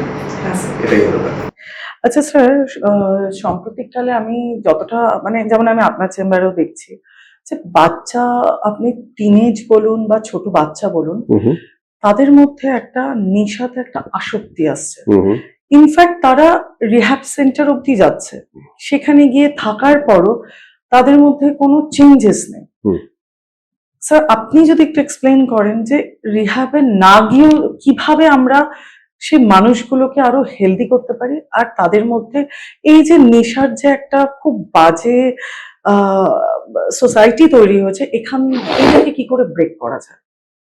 এটা খুব টেকনিক্যাল অ্যান্ড সো কল্ড বলা যেতে পারে লিটল বিট ডিফিকাল্ট। কেন? যেরকম ধরে নিই কেউ বাইক চালায়, রোড চালায়, এবং সে কলকাতার রাস্তায় চালায়। কলকাতার রাস্তার নিয়ম যদি আমি বলি, অলিখিত নিয়ম, বাইক গাড়ির বাঁ দিক থেকেও ওভারটেক করা যায়, যেটাকে আন্ডারটেক বলে। আমরা ওভারটেক কাকে বলি? আমি গাড়ি যাচ্ছি, এটা হলো ওভারটেক। আর এইখান থেকে যে মানে এটা হচ্ছে আন্ডারটেক বলছে, যেটা টোটালি ইলিগাল। এবার যে 10 বছর ধরে বাইক চালিয়েছে, এইভাবে তার কোনো অ্যাক্সিডেন্ট হয়নি, তাকে যদি নতুন করে জ্ঞান দেওয়া হয় সে কিন্তু কিছুতেই নেবে না, উল্টে সে জ্ঞান দিয়ে দেবে। কিন্তু এই মানুষটাই যদি ইউরোপে গিয়ে এই আন্ডারটেক করে, একদিনে লাইসেন্স চলে যাবে, সে কিন্তু জীবনেও করছে না। আমরা বাস থেকে নেমে প্রায়ই দেখি টিকিট ফেলে দিচ্ছি, চিপস খেলাম ফেলে দিলাম প্যাকেট। আমরা আইনক্সে বহু সময় দেখা যায় এত বড় ডাব্বা নিয়ে সব খাচ্ছে, ছড়িয়ে ছিটিয়ে একটা বিচ্ছিরি রকম করে, যেন মনে হচ্ছে যেন এটা চাকর আছে পরিষ্কার করো। নিজে যে নিজের জায়গাটা পরিষ্কার করার ওই অ্যাটিটিউডটাই I am sorry to say নেই। নাও দ্য কোশ্চেন ইজ, এই লোকটাই, এই মানুষটাই যখন ইউরোপে যাচ্ছে, লন্ডনের রাস্তায় যাচ্ছে, সে কিন্তু যেখানে যাচ্ছে সে কিন্তু কনসিয়াস, তার কারণ সে কিন্তু তার নিজেকে রিপ্রেজেন্ট করছে না, সে ইন্ডিয়াকে রিপ্রেজেন্ট করছে। তার মাথায় চলছে না না এখানে আমি করবো না, লোকে আমার সম্পর্কে ভাববে না, মানে ইন্ডিয়ান লোক এসেই আতা বা Indian people are like that, সে কিন্তু করছে না। তার মানে অ্যাটিটিউড কিন্তু আছে, কিন্তু ফ্লেক্সিবল আমরা নিজেদের মতন করে ফেলি।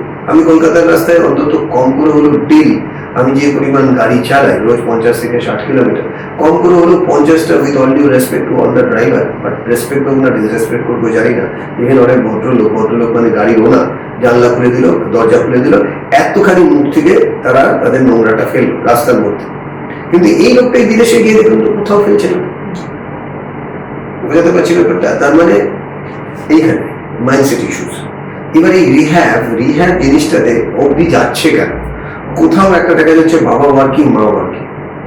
90% সময় বাচ্চার জন্য যে সময়টা দেওয়ার দরকার হয়তো বাচ্চাটা পাচ্ছে না, এবং বাচ্চাটা যে স্কুল কলেজ ফ্রেন্ড সার্কেলে পড়ছে, ম্যাক্সিমাম বাবা মা কিন্তু সেগুলো নোটিস করছে যে কাদের সাথে মিশছে, কাদের সাথে কথা বলছে, কি ধরনের ইনফরমেশন কালেক্ট করছে, বাড়িতে কটার সময় ফিরছে, কখন ঢুকলো কখন ঢুকলো না, অনেকটা বলা যেতে পারে লাগাম ছাড়া হয়ে গেছে আজকের দিনে। আমি জানি না এটা আমার কন্ট্রোভার্সিয়াল ইস্যু হবে কিনা, যেরকম একটা সময় ছিল রাস্তায় দাঁড়িয়ে কোনো ছেলে বা লোক সিগারেট খেলে আমরা তোয়াক্কা করতাম না, যেন আমি নন স্মোকার, রাইট? কিন্তু আজকের দিনে এটা একটা ট্র্যাডিশনাল এসছে বিভিন্ন জায়গায়, মেয়েদের মতো প্রচন্ড সিগারেট খাওয়া, এবং বেশ এটা একটা স্টাইল, এটা একটা রিপ্রেজেন্টেশন। আমি কিন্তু কোনো ডিসক্রিমিনেশন বলছি না, আমি বলছি আজকের দিনে আমি যখন রাস্তায় দেখি, আমি যদি বলি এখানে আমি যেখানে এখন বসে আমরা পডকাস্ট করছি, এখান থেকে যদি আমরা 200 মিটার হেঁটে আসি, আমরা দেখবো 10টা ছেলে জায়গায় 20টা মেয়ে ওপেনলি সিগারেট খাচ্ছে। মানে সিগারেট খাওয়াটা যেন একটা বিরাট বড় আর্ট, এটা না খেলে যেন কিছু হচ্ছে না এরকম একটা। আমি জানি কন্ট্রোভার্সিয়াল পোস্ট এর নিচে অনেক পোস্ট আসতে পারে, বাট আমার যেটা মনে হচ্ছে, আমার ফিলিং করছি, the question is, সিগারেট খাওয়াটা কি এতটাই ইম্পর্টেন্ট যেটার জন্য আমি পাবলিক প্লেসে সিগারেট খাচ্ছি, ধোঁয়া ছাড়ছি? কিন্তু এই মানুষটাই বিদেশে যেরকম একদম স্ট্রিক্ট রুল আছে, বাড়ির মধ্যে কোনোভাবেই স্মোক করা যাবে না, ফায়ার অ্যালার্ম লাগানো আছে, রাইট? তারা একটা স্পেসিফিক জোনে গিয়ে খাচ্ছে। কই এই মানুষটা গিয়ে এয়ারপোর্টে খাচ্ছে না? এয়ারপোর্টে একটা স্পেসিফিক জোন থাকে, কিছু এয়ারপোর্ট আছে স্মোকিং মানে স্মোকিং থাকে না, কিছু ইউনিভার্সিটি আছে যেখানে কোনোভাবে স্মোক করা যাবে না, তারাই করছে না। তার মানে সবই তো মাইন্ডসেট। তার মানে আমরা যে বাচ্চাগুলো রিহ্যাবে যাচ্ছে বা যে মানুষগুলো রিহ্যাবে যাচ্ছে, তার একটা ব্যাকগ্রাউন্ড খুলে একটু দেখি, তাহলে দেখা যাবে অনেক রকম স্ট্যাবিং আছে, মেন্টাল স্ট্যাবিং, ফিজিক্যাল স্ট্যাবিং বা ইমোশনাল, অনেক এরকম আপস অ্যান্ড ডাউনস আছে। তার মানে ওই জায়গাটাকে আমরা যদি একটু সাপোর্ট দিতে পারতাম বা পারি, তাহলে হয়তো রিহ্যাবে যেতে হবে না। কিন্তু কিছু কেস হয় যেখানে কাউন্সিলিং এ কাজ করা সম্ভব, বা যেখানে আমি জানি না, আমাকে বহু মানুষ বলেছে স্যার আপনি একটা বড় ফার্ম হাউস মতন বানান বা এরকম একটা গেস্ট হাউস বানান, যেখানে যাদের এইরকম সিচুয়েশন হবে আপনি সেখানে থাকবেন, লোকেরা সেখানে যাবে। এবং এরকমই একটা কনসেপ্টের উপর বকখালিতে আমাদের একটা প্রজেক্ট আছে, যেটা খুব ইউনিক ভাবে আমাদের চলছে, যেখানে বাবা মা তার বাচ্চাদের নিয়ে 2-3 দিন নিয়ে থাকতে পারে, এবং সেখানে কোনো সময় আমিও যাই, সেখানে ওই বাচ্চাদেরকে একটা মোটিভেশনাল টাইপ বা ইন্সপিরেশনাল টাইপ কথা বলি। সেক্ষেত্রে 2-3 দিনের জন্য তারা শহরের বাইরেও গেল, সমুদ্রেরও কাছে গেল, প্রকৃতির সাথে কানেক্ট হল। এইভাবেই ব্যাপারটা হয়। এই প্রপার্টিটার নাম লাহিড়ী নিবাস, এটা হলো ঠিক ফেজারগঞ্জে ঢোকার মুখে। এবং আমার মনে হয় যে এইরকম আরো অনেক ইনস্টিটিউশন থাকা দরকার।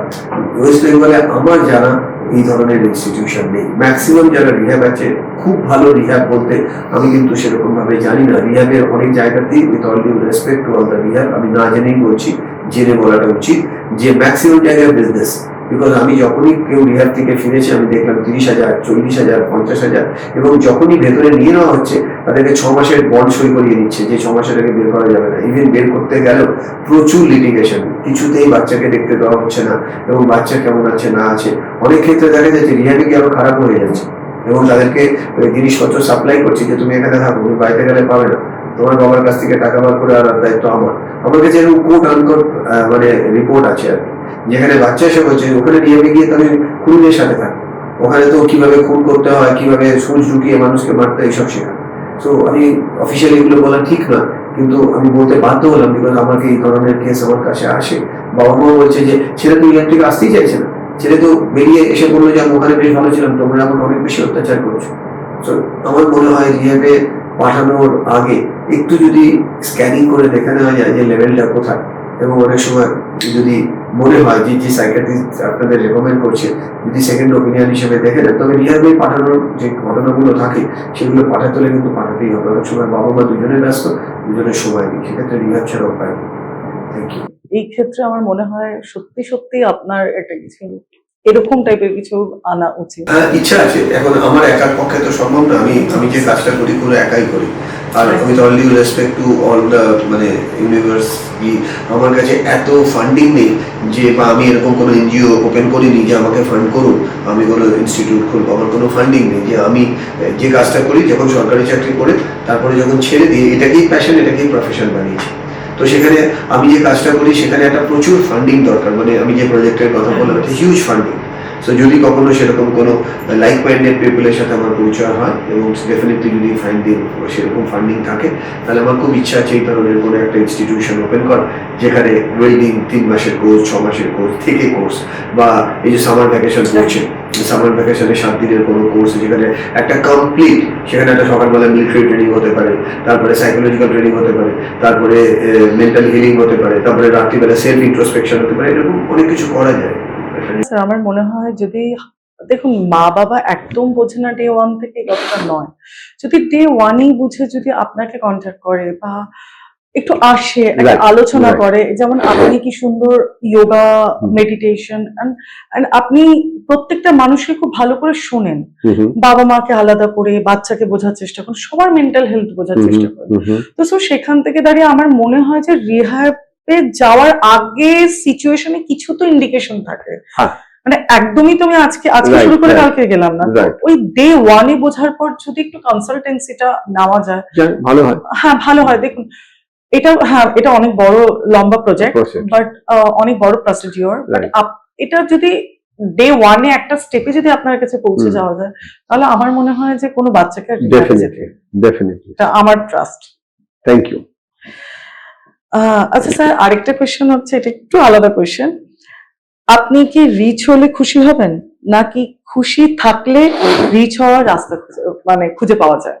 ওকে, সো জিনিসটাকে যদি এভাবে বলি, বড় লোক গরিব লোক, রাইট, বা ফিক্সড মাইন্ডসেট, গ্রোথ মাইন্ডসেট। তো যদি এভাবে বলা হয় যে আমি খুব গরিব ফাইন্যান্সিয়ালি, রাইট, আমার খুব ইচ্ছা আমি ফাইন্যান্সিয়ালি রিচ হব, বড় লোক হব। তো সেখানে গরিব লোক থেকে বড় লোক হওয়ার ক্ষেত্রে ফার্স্ট থিং যদি আমরা দেখি, যারা খুব সাকসেসফুল তাদের ফ্রিকোয়েন্সি কি চলে, তাদের লাইফস্টাইল কি চলে, তারা এভরিডে কি কি হ্যাবিট ইনস্টল করে। সো আমি যদি একজন সাকসেসফুল লোকের লাইফস্টাইলে ইন্টারনাল যে প্র্যাকটিসগুলো সে করে তার ক্যারেক্টার বিল্ডিং এর জন্য, আমি যদি সেগুলোকে কপি করতে পারি, that means discipline first. Discipline যদি আমি হই, তখন অটোমেটিক্যালি আমার মধ্যে রিচুয়ালস তৈরি হবে, পজিটিভ রিচুয়ালস, তার মধ্যে আমার মধ্যে একটা মিশন তৈরি হবে, মিশনের সাথে একটা ভিশনও থাকবে। সো ভিশনকে ক্লিয়ার করে আমি যদি এভরিডে নিজেকে ডেভেলপ করার জন্য নিজের সিস্টেমের মধ্যে থাকি, তাহলে automatically happiness will be there. মানে হ্যাপিনেস কিন্তু এটা হতে পারে, এটা আমার পার্সোনাল ভিউ বলা যেতে পারে, যে আমি কিছু পেলাম আমি খুশি হলাম, বাট আমি কিছু হারালাম আমি দুঃখ পেলাম। তার মানে আমার হ্যাপিনেসের ট্রিগার পয়েন্ট কোথায়? আউটসাইড। আমি একটা দামি জামা কিনলাম বা দামি গাড়ি কিনলাম, খুব খুশি, বাট সেই খুশিটা ক্ষণস্থায়ী, বিকজ যে আইটেমটা কিনেছি সেটা টেম্পোরারি আইটেম। ওয়াইরাস আমি কিনলাম, পেলাম, তার থেকে বেশি ইম্পর্টেন্ট আমি নিজের সাথে নিজে খুশি তো। বিকজ আমি যদি তোমাকে জিজ্ঞেস করি, তোমাকে তুমি যদি ভিসা ফর্ম ফিল আপ করতে চাও বা পৃথিবীর যে কোনো অ্যাপ্লিকেশন ফিল আপ করতে চাও, যেখানে দুটো কমন ফ্যাক্টর থাকে, একটা থাকে নাম, তার নিচে লেখা থাকে পার্মানেন্ট অ্যাড্রেস, তার নিচে লেখা থাকে টেম্পোরারি অ্যাড্রেস। আমরা পার্মানেন্ট অ্যাড্রেসে কোনটা লিখি? যেখানে আমরা বেশি দিন ধরে আছি, ডকুমেন্টেশনগুলো আছে। আমরা যেটাকে যদি একটু মেটাফরিক্যালি দেখি, আমাদের পার্মানেন্ট অ্যাড্রেস কিন্তু আমাদের বডি। এই বডি নিয়ে কিন্তু সারা পৃথিবী যেখানেই যায় সেটা কিন্তু আমাদের টেম্পোরারি অ্যাড্রেস। বাড়ির যে ঘরটার মধ্যে আছে সেটাও তো একটা অ্যাড্রেস, কিন্তু সেই অ্যাড্রেসটা তথাকথিত ভাবে টেম্পোরারি, যেখানে বডিটা পার্মানেন্ট। তার মানে পার্মানেন্ট অ্যাড্রেসের জন্য আমি যদি ফিজিক্যালি, মেন্টালি, ইমোশনালি ভ্যালুজ না দিই, তাহলে আমি রিচনেসের মূল্যটা কি বলি? তো আমরা যখন বলি how much rich you are, লোকে ব্যাংকের কথা ভেবে বলে যে আমি রিচ নই, আমি পুয়ার, রাইট? সেই জন্য fixed mindset and growth mindset কথাটা এসছে। যদি ফিক্সড মাইন্ডসেট দিয়ে দেখি, ফিক্সড মাইন্ডসেট কার? যারা কোনো কিছুকে ডিফারেন্ট অ্যাঙ্গেলে দেখে না, তারা সবসময় ভাবে আমার কপাল খারাপ, সবার জন্য সবকিছু হয় না, আমার বয়স পেরিয়ে গেছে, আমার অনেক বয়স হয়েছে। আর যারা রিচ মাইন্ডসেট, তারা সবসময় ভাবে it is not the age, because age is just a number, it is not the power of money, it is all about my belief system. আমি নিজেকে কতটা বিশ্বাস করি। যে কারণে সে এক ভিখারির গল্প আছে, এক রাজা তার যুবরাজের সাথে তার ওই রথে করে রোজ তার দেশ পরিদর্শন করে, রাইট। এবং প্রত্যেক দিনই সেই যুবরাজের একটাই কোশ্চেন, সবকিছু প্রশ্ন ছেড়ে, ওই যে বাবা ভিখারিটা বসে আছে, মহারাজ বাবা যে ভিখারিটা বসে আছে সে একটা বাক্সের উপরে বসে আছে, বাক্সের মধ্যে কি আছে? যতবার বাবা বলছে তুমি হবে দেশের রাজা, তোমার ভিখারি কোন বাক্সে বসে আছে এটা তোমার জীবনের ইম্পর্টেন্ট না, তোমার সারা ভারতবর্ষের মানে সে দেশের লোকে কি করছে সেটা দেখো। কিন্তু বাচ্চাটার ওটাই প্রশ্ন, বাচ্চাটাও এখান থেকে মাথায় ঢুকে যায়, যেদিন আমি প্রথম যুবরাজ থেকে মহারাজ হবো আমি ফার্স্টে এসে দেখবো ওই বাক্সের মধ্যে কি আছে। তো যখনই ওই ভিখারির কাছ থেকে রথ চায়, ভিখারি রোজ যুবরাজ মহারাজকে আমার প্রণাম বলেছে চির ওঠে, এটা চলতেই থাকে। তো কোনো একদিন রাজা রিটায়ার্ড হয়ে যুবরাজ যখন মহারাজ হয়, মহারাজ প্রথম দিন গিয়ে হাজির হয় সেই ভিখারির কাছে এবং প্রথম প্রশ্ন কি, এই বাক্সের মধ্যে কি আছে? ভিখারির উত্তর, এই বাক্সের মধ্যে কি আছে আমি জানি না, আমার বাবা ভিক্ষা করতেন, বাবা বলেছেন এই বাক্সের মধ্যে বসে, বাক্সের উপরে বসে ভিক্ষা করবি, তুই তাহলে জীবনে দেখবি দুবেলার ভাত পাবি। তাকে বাক্স খেয়ে দিয়েছে, তাকে তার বাবা দিয়েছে, মানে সম্পর্কে তার দাদু, কারণ দাদুও ভিক্ষা করতো। বক্তব্য হচ্ছে আমাদের পরম্পরা ভিক্ষা করতে সবাই এই বাক্সের উপরে বসে ভিক্ষা করেছে, এই বাক্সটা আমাদের লাকি বাক্স। মহারাজ আদেশ দেয় বাক্সটাকে ভাঙো, সঙ্গে সঙ্গে ভিখারি মহারাজের পায়ে পড়ে বলে, মহারাজ এই বাক্স ভেঙে দিলে আমার পেট চলবে কি করে, আমার নেক্সট জেনারেশনের পেট চলবে কি করে, আমার তো নাতি অব্দি হয়ে গেছে, সেও ভিক্ষার জন্য রেডি হচ্ছে। মহারাজ বললো তোমার 10 জেনারেশনের দায়িত্ব আমার, তুমি বাক্সটা ভাঙতে বাধা দিও না। ভিখারি সরে গেল, যেই না বাক্স ভাঙা হলো, খুলে দেখা গেলো তার মধ্যে মণি মাণিক্য সোনা দানা ভর্তি। So what is the moral of the story? Itself, you are the richest person of this world because Antalya বলে যে বাড়িটা আছে ধীরুভাই আম্বানি, তার থেকেও বড় বাড়ি, দামি বাড়ি এটা, তাই না? কুইন যে বাড়িতে থাকে বাকিংহাম প্যালেস, তার থেকেও বেশি দামি এই বাড়িটা, যেটা 1000 কোটি টাকার থেকেও বেশি দাম। তো সেই বডিটাকে যদি কেউ রেসপেক্ট না দিয়ে লোকের কাছে হাত পাতে, ট্রাফিক সিগন্যালে যদি হাত পাতে, তাহলে তার জীবনে কি হবে? তার হাত পাতাটাই তার তখন প্যাশনের জায়গায় মানে প্রফেশন হয়ে যায়, প্রয়োজন আর প্রিয়জনের মতো, তো প্রয়োজনে হাত পাচ্ছে। সো নিজেকে নিজে এডুকেট করাটা, রিচ হওয়াটা আগে মাইন্ড রিচ করতে হবে, যে আমি extremely rich, I am abundant, God আমাকে এত সুন্দর একটা বডি দিয়েছে, বাবা ক্ষমতা দিয়েছে, আমার 5টা সেন্সারি অর্গান দিয়েছে, so I can do anything what ever I want, first thing. Second point, সব থেকে ইন্টারেস্টিং পয়েন্ট, যে আমার কনসিয়াসনেস দিয়ে ঠিক ভুলের বিচার করব, আর শিক্ষা আর দীক্ষা দুটোকে একটা লাইনে রাখবো। এই কটা জিনিস যদি একটা মানুষ রোজ করে, তাহলে তার অটোমেটিক্যালি রিচনেস, মেন্টাল রিচ হবে, মেন্টাল রিচ থেকে সে অটোমেটিক্যালি আলটিমেট যে রিচ হওয়ার ফিজিক্যাল মেন্টাল ইমোশনাল সে হয়ে যাবে। It's very easy and possible, কিন্তু মানুষ এটাকে কমপ্লিকেটেড করে। মানুষ ভাবে যেদিন আমি বড় হবো সেদিন আমি ডিসিপ্লিন হবো, যেদিন আমি প্রচুর টাকা হবে সেদিন আমি এটা করবো, কিন্তু ব্যাপারটা অ্যাকচুয়ালি উল্টো কাজ করে। আমি রেগুলার সিস্টেমে থাকি বলে আমি সাকসেসফুল হই, সাকসেসফুল হই বলে আমি সিস্টেমে থাকি, ব্যাপারটা এরকম। স্যার, এখন ম্যারিটাল স্ট্যাটাস খুবই খারাপ, মানে আমরা এটাও দেখেছি হয়তো বিয়ে হচ্ছে তো 10 ডেজের মধ্যে ডিভোর্স হচ্ছে। এই যে একটা ম্যারিটাল মানে লাইফস্টাইলে যে একটা প্রবলেম আছে, এটাও কোথাও না কোথাও কি আমাদের মেন্টাল হেলথের উপর ডিপেন্ড। স্যার, এই জায়গাটা থেকে ওভারকাম কিভাবে করা যায়? এগুলো এইভাবে জেনারেলাইজ উত্তর আমি দিতে পারবো না, বিকজ আমার দেওয়াটা ঠিক হবে না। এটা চ্যাটজিপিটিকে জিজ্ঞেস করলে আমার থেকে ভালো উত্তর দেবে, রাইট? এটা যদি আমি বলি, এটার পিছনে অনেকগুলো ম্যাটার কাজ করে। বিকজ একটা বিয়ে সম্পর্ক যখন তৈরি হয়, সেখানে একটা জায়গায় কিন্তু একটা ওয়ার্ড থাকে, তো word call expectation or purpose. So purpose আর এক্সপেকটেশনের যে ক্লিয়ারিটি বিয়ের আগে যেটা থাকে এবং বিয়ের পরে যেটা চেঞ্জ হয়।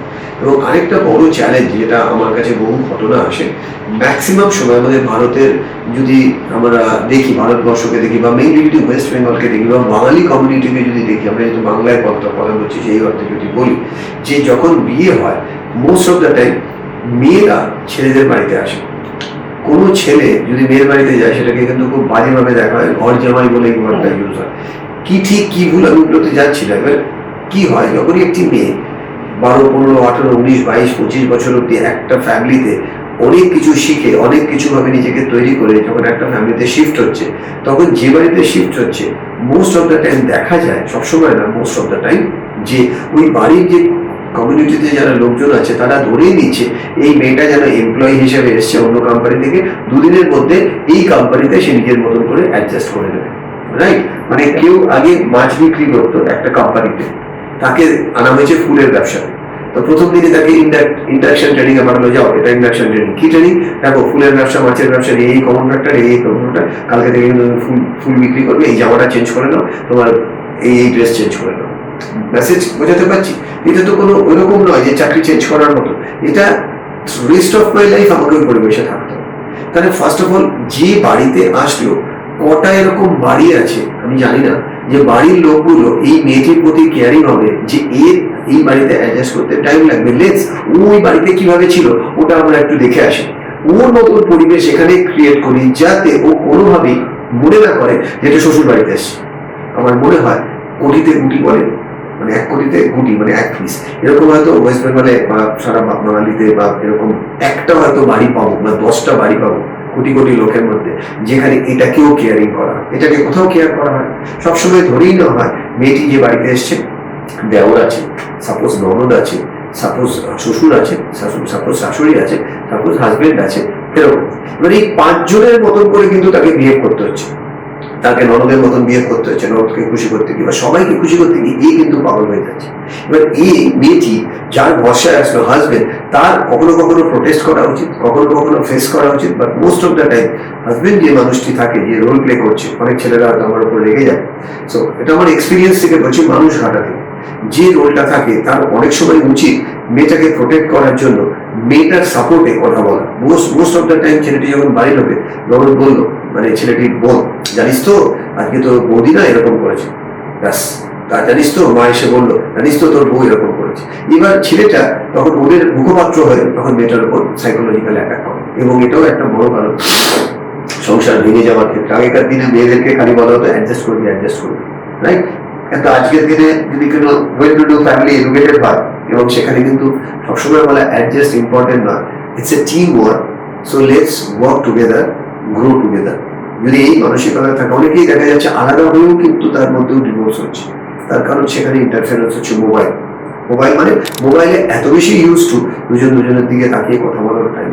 আমার কাছে রিসেন্টলি 10-12টা কেস এরকম এসছে, মেয়েটির বক্তব্য, আমার হাজবেন্ড বাড়িতে যখনই ঢোকে সারাদিন আমার সাথে কথা বলে না, ওইটুকু সময় 2 ঘন্টা 3 ঘন্টা তখনও সে মোবাইলের দিকে তাকিয়ে আমার সাথে কথা বলছে, তার মোবাইলের প্রতি টাইম আছে, আমার প্রতি টাইম।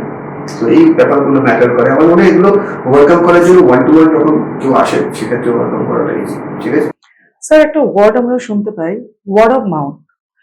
আপনার ক্ষেত্রে এই ওয়ার্ড অফ মাউথটা কিভাবে কাজ করেছে আপনি যদি একটু বলেন।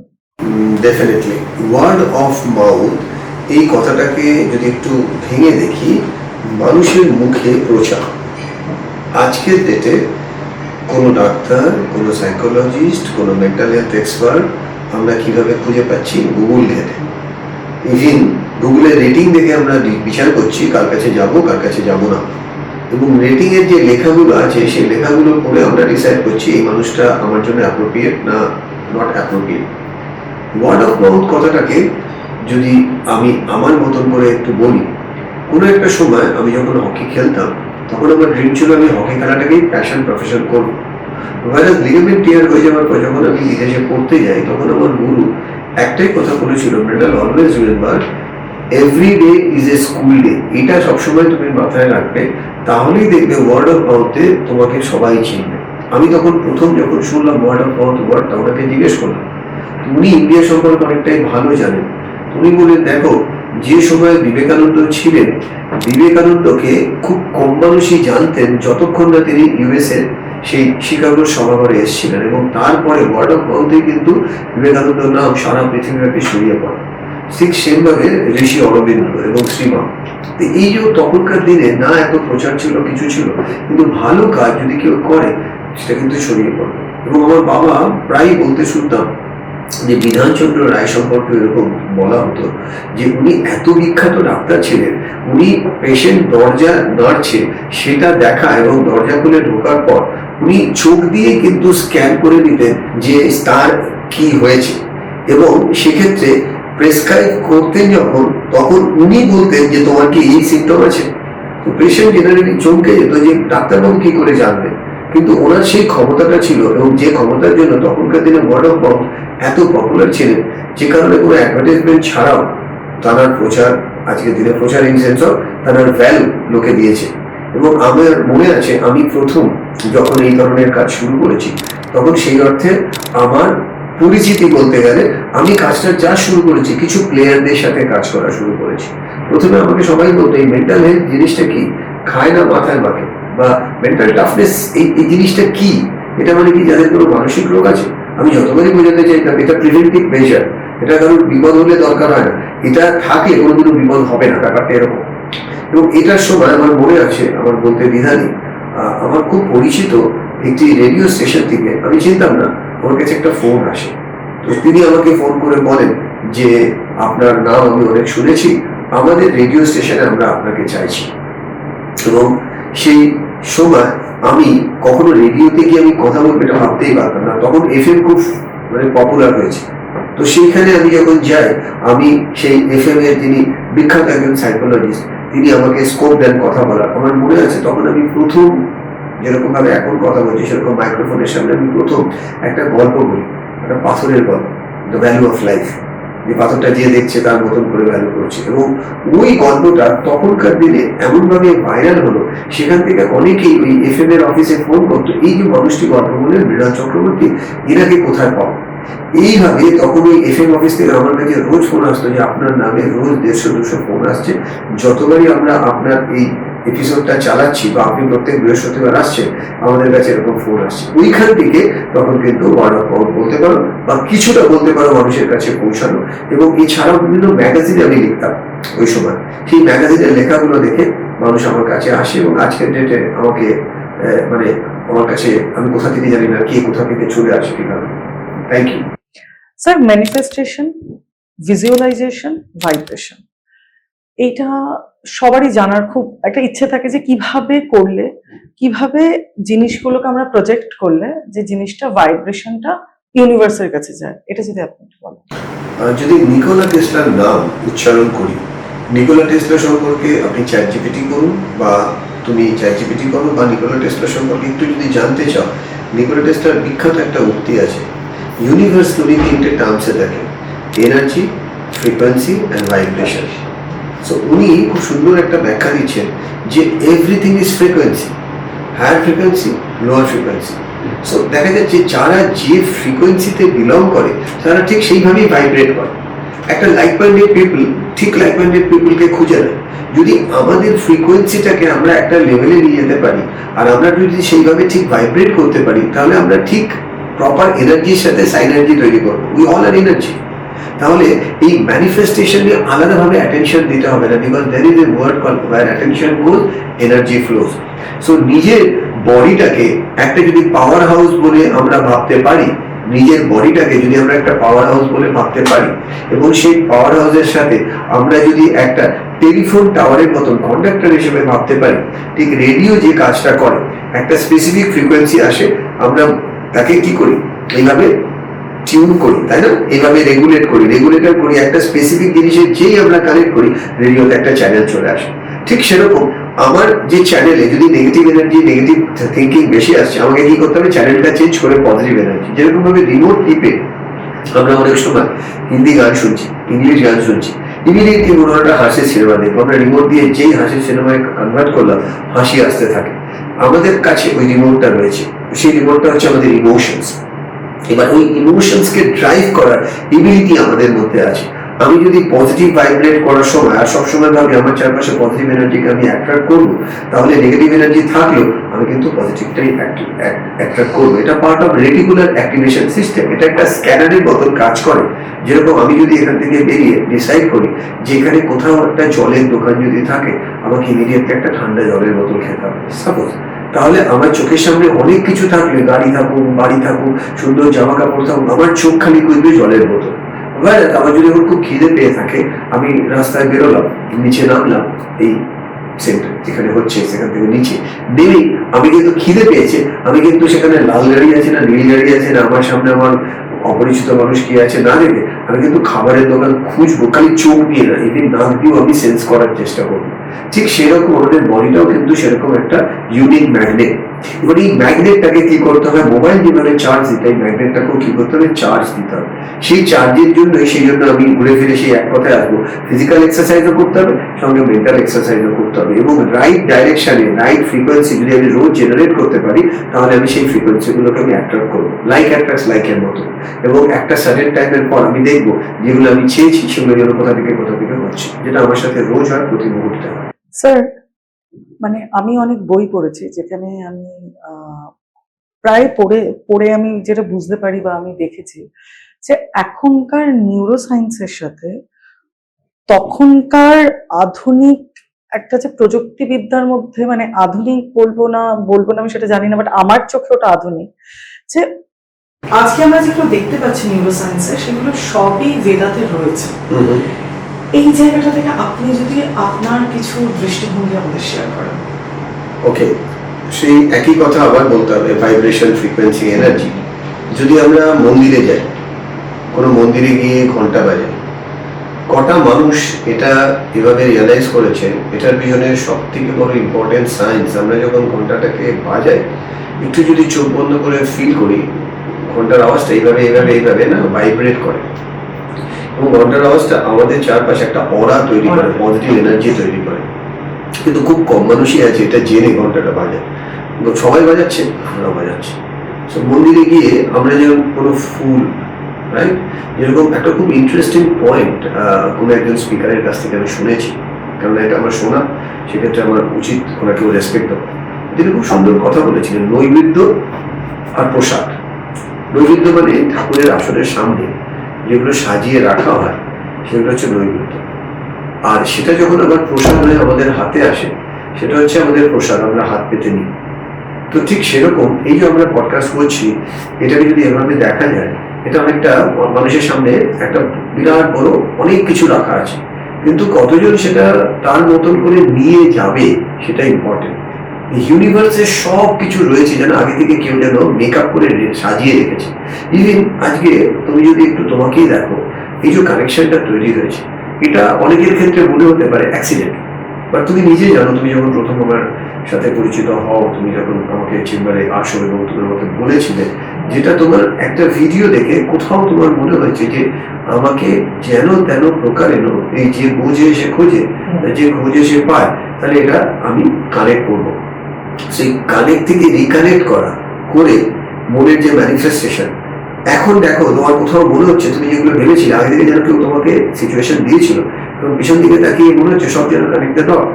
যদি স্টিভ জবকে আমরা আজকের দিনের আইকন বলি, স্টিভ জবকে যদি আমরা একজন one of the best scientist, successful মানুষ বলি, স্টিভ জবের দামি কথা, you connect the dot always when you look behind। তুমি সামনে দেখে অনেক কিছুই কানেক্ট করতে পারবে না, পিছনে তাকালে তুমি দেখতে পাবে কোথাও যেন কোথাও কেউ যেন কোথাও না কোথাও কানেক্ট করে দিয়েছে। স্টিভ জব সম্পর্কে একটা খুব ইম্পর্টেন্ট কথা বলা হয়, অনেকেই জানতেন না এর আগে। স্টিভ জব বহুবার হরিদ্বারে এসেছেন এবং প্রচুর আধ্যাত্মিক মন্দিরে তিনি বহু সময় কাটিয়েছেন, এবং এই স্পিরিচুয়ালিটি থেকে, যে হিন্দু স্পিরিচুয়ালিটি থেকে অনেক কিছু শেখার জন্য উনি এসেছেন। কিন্তু সেই সময় স্টিভ জবকে অনেকেই চিনতেন না, জানতেন না, সেই জন্য এটা রেকগনাইজ হয়নি। আজকে যেহেতু স্টিভ জবের ব্যাকগ্রাউন্ড গুলো রিভিল হচ্ছে, ইভেন রিসেন্টলি স্টিভ জবের ওয়াইফও একজন আধ্যাত্মিক গুরু একটি প্রোগ্রামে বেশ কিছুদিন এসে থেকে ইন্ডিয়াতে তিনি বলে গেছেন যে আমাদের বাড়িতে এই জিনিসগুলো অনেকভাবে চর্চা হতো, এবং ইটস অল সায়েন্স। আমরা যেটাকে আধ্যাত্মিক নাম দিয়েছি, এটা অ্যাডভান্স সায়েন্স। আজকের দিনে যে সায়েন্সগুলো যেগুলো রিভিল করছে সেটা আগে থেকেই রিভিল আছে। রামায়ণ মহাভারত যদি দেখা যায়, তখনকার দিনে চোখ বন্ধ করে দেখা যাচ্ছে কানেক্ট করছে, আজকের দিনে আমরা ওটাকে টেলিপ্যাথি নাম দিয়েছি। আজকের দিনে আমরা বলছি ম্যানিফেস্টেশন, তখনকার দিনে বলা হচ্ছে যে চোখ বন্ধ করে কোনো একটা জিনিস যদি কন্টিনিউয়াস প্রার্থনা করা হয় সেটা হবেই হবে। ইভেন একালব্যের কথা বলা হয়েছে। আজকের দিনে তো আমরা সবাই এক একদিন একালব্য, আমাদের সবার বাড়িতে বিভিন্ন ধরনের মূর্তি আছে, সেই মূর্তিকে রেখে আমরা প্রণাম করছি, সেই মূর্তিকে আমরা আইকন ভাবছি, সেই মূর্তিকে আমরা সাকসেসফুল ভাবছি। আমার মনে আছে আমি যখন হকি খেলতাম, তখন ইন্ডিয়ার বিখ্যাত দুজন হকি প্লেয়ারের ছবি আমার সামনে লাগানো ছিল। তাদের খেলা আমি কখনো দেখিনি, তারা ডাইরেক্টলি আমাকে কখনো খেলা শেখায়নি, কিন্তু আমি যখন আমার খেলার পিক পারফরমেন্সে পৌঁছাই, কোনো একটা ইভেন্টে তারা প্রাইজ দিতে এসেছিল, আমি তাদের সামনে মাথা ঝুঁকে প্রণাম করে যখন বলছিলাম যে গুরুজি आप मेरे लिए एकलव्य, मैं आपके लिए एकलव्य जैसा, आप मेरा द्रोणाचार्य है, তখন উনি হাসতে হাসতে বলছিলেন ये इसका क्या मतलब है। তখন আমি ওনাকে পুরো ঘটনাটা যখন বললাম, তখন উনি হাসতে হাসতে বললেন আমিও এরকম ভাবে একালব্য ছিলাম আমার জীবনে, বিকজ আমার গুরু সে বিখ্যাত একজন প্লেয়ার, তাকে আমি জীবনেও দেখিনি, তার ছবি দেখে আমি হয়েছি। আমরা সবাই কিন্তু কোনো না কোনো জায়গায় অর্জুন, কোনো না কোনো জায়গায় Ekalavya. Everything is connected. Just আগে আমাকে মনে রাখতে হবে আমি এই ইউনিভার্সে এসেছি, এটা ইউনিভার্সাল কোন একটা স্পেসিফিক পারপাসে, আর সেই পারপাসটা অ্যাচিভ করার জন্য আমার গাড়িটা চলছে, ভালো জায়গাও আসবে, খারাপ জায়গাও আসবে, খারাপ জায়গায় বেশিক্ষণ থাকা যাবে না পেন্ডুলামের মতো, খারাপ ভাইবসটা নিতে হবে, খারাপ সিচুয়েশনসটাকে মনে না রেখে এক্সপিরিয়েন্সটা ধরে সামনের দিকে এগিয়ে যেতে হবে। আমাদের প্রত্যেকেরই জীবনে অনেক আঘাত আছে, প্রত্যেকেরই জীবনে বিভিন্ন মানুষ বিভিন্ন সময় আঘাত করেছে, কিন্তু ওই মানুষটাকে আমরা যদি এভাবে দেখি it's a god gifted person, ওই মানুষটাকে দিয়ে ঈশ্বর আমাকে একটা লার্নিং দিয়েছে, so learning important, that person is not important. But বহু সময় দেখা যায় আমরা ওই পার্সনের উপর এমন বেশি গ্রিভেন্স বা রিভেঞ্জ নেওয়ার মেন্টালিটি হয়, আমরা লার্নিং থেকে সরে গিয়ে রিভেঞ্জ মেন্টালিটিতে চলে যাই। So everything is connected. আমার মনে হয় সেই অ্যাডভান্স সায়েন্সকে বোঝার জন্য নিজের ভেতরকে কানেক্ট করতে হবে। চোখ দিয়ে আমরা সবাই বাইরে দেখি, কটা মানুষকে বলতে শুনেছি চোখ দিয়ে নিজের মনকে দেখবো, কান দিয়ে সারা পৃথিবীর আওয়াজ শুনি, কটা মানুষকে বলতে শুনেছি কান দিয়ে মনের শব্দ শুনবো, কটা মানুষকে শুনেছি জিভ দিয়ে পৃথিবী স্পর্শ মানে টেস্টি খাবার স্পর্শ করবো, কিন্তু কতজনকে আমরা এটা বলতে শুনেছি জিভ দিয়ে মনের যে স্বাদ, মনের যে ঘ্রাণ সেটা নেবো। কতজনকে শুনেছি স্পর্শ কেউ আমাদের টাচ করলে পাই, আমাদের স্কিন দিয়ে আমরা ইউনিভার্সাল কানেকশনের মতো নিজেকেও কানেক্ট করতে পারি। তার মানে আমরা চাইলে অনেক কিছুই করতে পারি, কিন্তু তার জন্য মনকে কি করতে হবে, ধীর এবং স্থির। আর ধীর স্থির মানে সেখানে চলে আসছে ইনহেল এক্সেল। আর ইনহেল আর এক্সেলের মাঝখানে যেটা সব থেকে ইম্পর্টেন্ট, আমি যখন ইনহেল করছি আমার মনে যদি পজিটিভ থাকে, তাহলে আমি ডিপ ব্রিথ যদি করি, তাহলে ডায়াফ্রাগমেটিক ব্রিদিং যদি করি, নাভি দিয়ে যদি ইনহেল করি, তাহলে বডিতে অ্যাকচুয়ালি প্রপার অক্সিজেন আমরা নিই। এবং যখন এক্সেল করছি তখন যদি এটা ভেবে এক্সেল করি যে ইউনিভার্সের যত আমার শরীরের মধ্যে নেগেটিভ এনার্জি আছে সব বার করে দিচ্ছি, তার মানে আমি কোনটার সাথে অ্যাসোসিয়েট হব আর কোনটার সাথে ডি অ্যাসোসিয়েট হব, ওই ম্যাচুরিটিটা নিজের মধ্যে কিন্তু ইনস্টল করতে হবে। তাহলে কিন্তু এই অ্যাডভান্স ইউনিভার্সের অ্যাডভান্স মেকানিজম ইজিলি পাওয়া যাবে। নিকোলা টেসলা যখন ওয়াইফাই এর কথা বলে গেছিল তখন লোকে তাকে পাগল বলেছে। আজকে ওয়াইফাই ছাড়া পৃথিবী চলে না। ব্লুটুথ এই কনসেপ্টটাও কিন্তু সেই নিকোলা টেসলার আইডিয়া থেকেই এসেছে। লিওনার্দো দা ভিঞ্চি প্রথম যখন হেলিকপ্টারে স্কেচ করেছিল তখন তাকে পাগল বলেছিল। আজকের দিনে ওই হেলিকপ্টারে করে কত মানুষের প্রাণ বাঁচছে। লিওনার্দো দা ভিঞ্চি যখন প্রথম মোনালিসাকে এঁকেছিল, কেউ লোকে ধারণাও করতে পারেনি পৃথিবীর most expensive and most popular picture এটা হতে পারে, তখন অনেকে নেগলেক্ট করেছিল। আজকে ওই ছবি কোটি কোটি টাকাতেও বিক্রি হয়েও বলছে এটা অরিজিনাল, এটা ডুপ্লিকেট, রাইট? তার মানে মাইন্ডকে মেকআপ করতে হবে, একটু রাইট ফ্রিকোয়েন্সির সাথে কানেক্ট থাকতে হবে, আর লাইক মাইন্ডেড পিপল বুঝতে হবে। আর কিছু প্রশ্ন আছে? না, খারাপ লাগছে স্যার, এখন আপনাকে চলে যেতে হবে, আমাদের টাইম শেষ হয়ে গেছে। আরো অনেক কিছু জানার আছে, বাট স্যারের কাছ থেকে আরো অনেক কিছু জানার, এই সমস্ত কিছু স্যারের আরো এক্সপিরিয়েন্সেস শব্দ ছন্দে স্যার নিজের বইতে খুব সুন্দর করে লিখে রেখেছেন। আপনারা বইগুলো কিনুন, আমি লিংক শেয়ার করব। যে বোঝে সে খোঁজে, যে খোঁজে সে পায়। আপনারা ধারণা করতে পারবেন না, যখন বইটা পড়বেন তখন মনে হবে যে এরকমও হতে পারে, এইভাবে আমাদের লাইফ আমরা চেঞ্জ করতে পারি। মানে একটা ইউটিউবে আমরা একটা পডকাস্ট করছি, তার একটা লিমিটেশন রয়েছে, বাট সেই বুকসের কোনো লিমিটেশন নেই। স্যারের পুরো নিজের জীবন দর্শন, নিজেকে চেঞ্জ, এমনকি আমাদের নিজেদের লাইফকে চেঞ্জ করার ভীষণ সুন্দর এক্সপিরিয়েন্সের জার্নি খুব সুন্দরভাবে ছন্দে, খুব সুন্দরভাবে সেন্টেন্সের মাধ্যমে আমাদের কাছে নিয়ে এসছেন। আপনারা ওটা দেখলে আরো বুঝতে পারবেন কিভাবে নিজেদের চেঞ্জ করা যায়। আর প্লিজ চেঞ্জ হন, আর নিজেদের ছোট ছোট স্টেপ নিয়ে নিজেদের লাইফটাকে চেঞ্জ করে নেন। আজকে দুঃখের বিষয় স্যারকে আবার আমি একটা কথা মনে পড়লো, আমার মনে হয় এই গল্পটা বললে হয়তো যারা ভিউয়ার আছে হয়তো নতুন করে একটা দারুণ জিনিস বুঝতে পারবে। খুব ইন্টারেস্টিং গল্প। দুটো পাহাড় খুব উঁচু উঁচু, আর তার মাঝখান দিয়ে এক নদী বয়ে গেছে। এক পাহাড়ের এক কর্নারে একটা সাপ বহুদিনের ইচ্ছা ওই নদীর মধ্যে কি আছে দেখে আসে, কিন্তু সে জানে ওই নদীর মধ্যে দেখতে গেলে তার কিন্তু নিচে নামতে হবে, আর তার নিজের নামার ক্ষমতা নেই। এবং তার সাথে সাথে উল্টো দিকের পাহাড়ে যারা থাকে তারা কিরকম দেখতে তার দেখার খুব ইচ্ছা। সে অনেক বুদ্ধি খাটিয়ে মাথা কাটায় যে ওই পাহাড়ে যদি আমাকে যেতে হয় কারোর হেল্প নিতে হবে। তো ওই পাহাড়ে একটা গাছের ডালে থাকতো এক পায়রা, বড় পায়রা, মানে পাহাড়ি পায়রা। সেই পায়রাকে সে একদিন অনুরোধ করে যে তুমি আমাকে কি হেল্প করবে ওই নদী দেখিয়ে পাহাড় দেখানো? পায়রা ইমিডিয়েটলি, সত্যি সাদা মনে কাদা নেই বলে না, সেই রকম ভাবে বলে, তুমি তো খুব হিংস্র, তুমি কামড়ালে যে কোনো মানুষ মরে যাবে, তুমি কি ভরসা আছে যে তুমি আমার পিঠে ওঠার পর কামড়াবে না? সাপ নির্দ্বিধায় বলে, আমি বিশ্বাস করো, আমি কোনোভাবেই তোমার কামড়াবো না, বিকজ আমি তোমার কামড়ালে আমিও মরে যাবো, তুমিও মরে যাবো। তো পায়রাটা বিশ্বাস করলো, বিশ্বাস করে সাপকে তার পিছে ওঠালো, এবং পিছে উঠিয়ে যখন সে ডানা মেলে একদম নদীর প্রায় মাঝখানে বা ধীরে ধীরে নামবে, যে হঠাৎ করে বুঝতে পারলো তার পিছে সাপ কামড়ালো, এবং যে মোমেন্টে কামড়ালো দুজনেই হুড় করে পড়ে ওই নদীর খাদে একটা পাহাড়ের মধ্যে পড়লো, এবং দুজনেই ক্ষতবিক্ষত হয়ে গেল। মৃত্যুর ঠিক আগের মুহূর্তে সেই পায়রা মরতে মরতে সাপকে জিজ্ঞেস করছে, তুমি এত বড় ভুল কেন করলে? তুমি তো বলেছিলে আমাকে কামড়াবে না, তুমি কামড়ালে দেখো তুমিও মারা যাচ্ছ, আমিও মারা যাচ্ছি। সাপ মরতে মরতে বললো, কি করবো ভাই বন্ধু, আমি তোমায় কামড়াইনি, আমার অভ্যাস কামড়ে ফেলেছে। এবং বলতে বলতে দুজনেই মারা গেল। এই গল্পটার পিছনে একটা মেটাফর আছে, আমাদের চারপাশে না এরকম অনেক সাপ আছে। আমরা অনেক সময় খুব কাছের লোককে এত বেশি গুরুত্ব দিয়ে ফেলি, সেই গুরুত্বর জন্য আমরাও শেষ হয়ে যাই, সারা পৃথিবীতে বাঁচার আনন্দটাই ভুল হয়ে যায়। আপনার আশপাশে এরকম সাপ কটা আছে, একটু চোখ কান খোলা রাখবেন। বিশ্বাস অবশ্যই করুন, কিন্তু অভ্যাসকে বিশ্বাস করবেন না। অভ্যাস মানে যে সচরাচর রোজ মিথ্যা কথা বলে, যে কোনোদিনও পিএনপিসি, পরনিন্দা পরচর্চা, মানে আপনি যেখানে নেই পরিবেশ সম্পর্কে আপনাকে বলছি, আপনি নিখাত থাকুন, যেদিন আপনি সেখানে থাকবেন না সেও কিন্তু আপনার সম্পর্কে বলছে। এটা একটা ক্যারেক্টার, এটা একটা প্যাটার্ন। আর এই প্যাটার্নের মানুষের থেকে হাজার হাজার কিলোমিটার দূরে যদি না থেকে আপনি যদি কপালকে দোষ দেন, আপনি যদি ভগবানকে দোষ দেন, ভগবান মূর্তির মধ্যে থেকে হাসবে যে তোকে বিচারও দিয়েছিলাম, বুদ্ধিও দিয়েছিলাম, তুই খুঁজে খুঁজে সেই মানুষের সাথে মিট করেছিস যারা পরনিন্দা করে, পরচর্চা করে।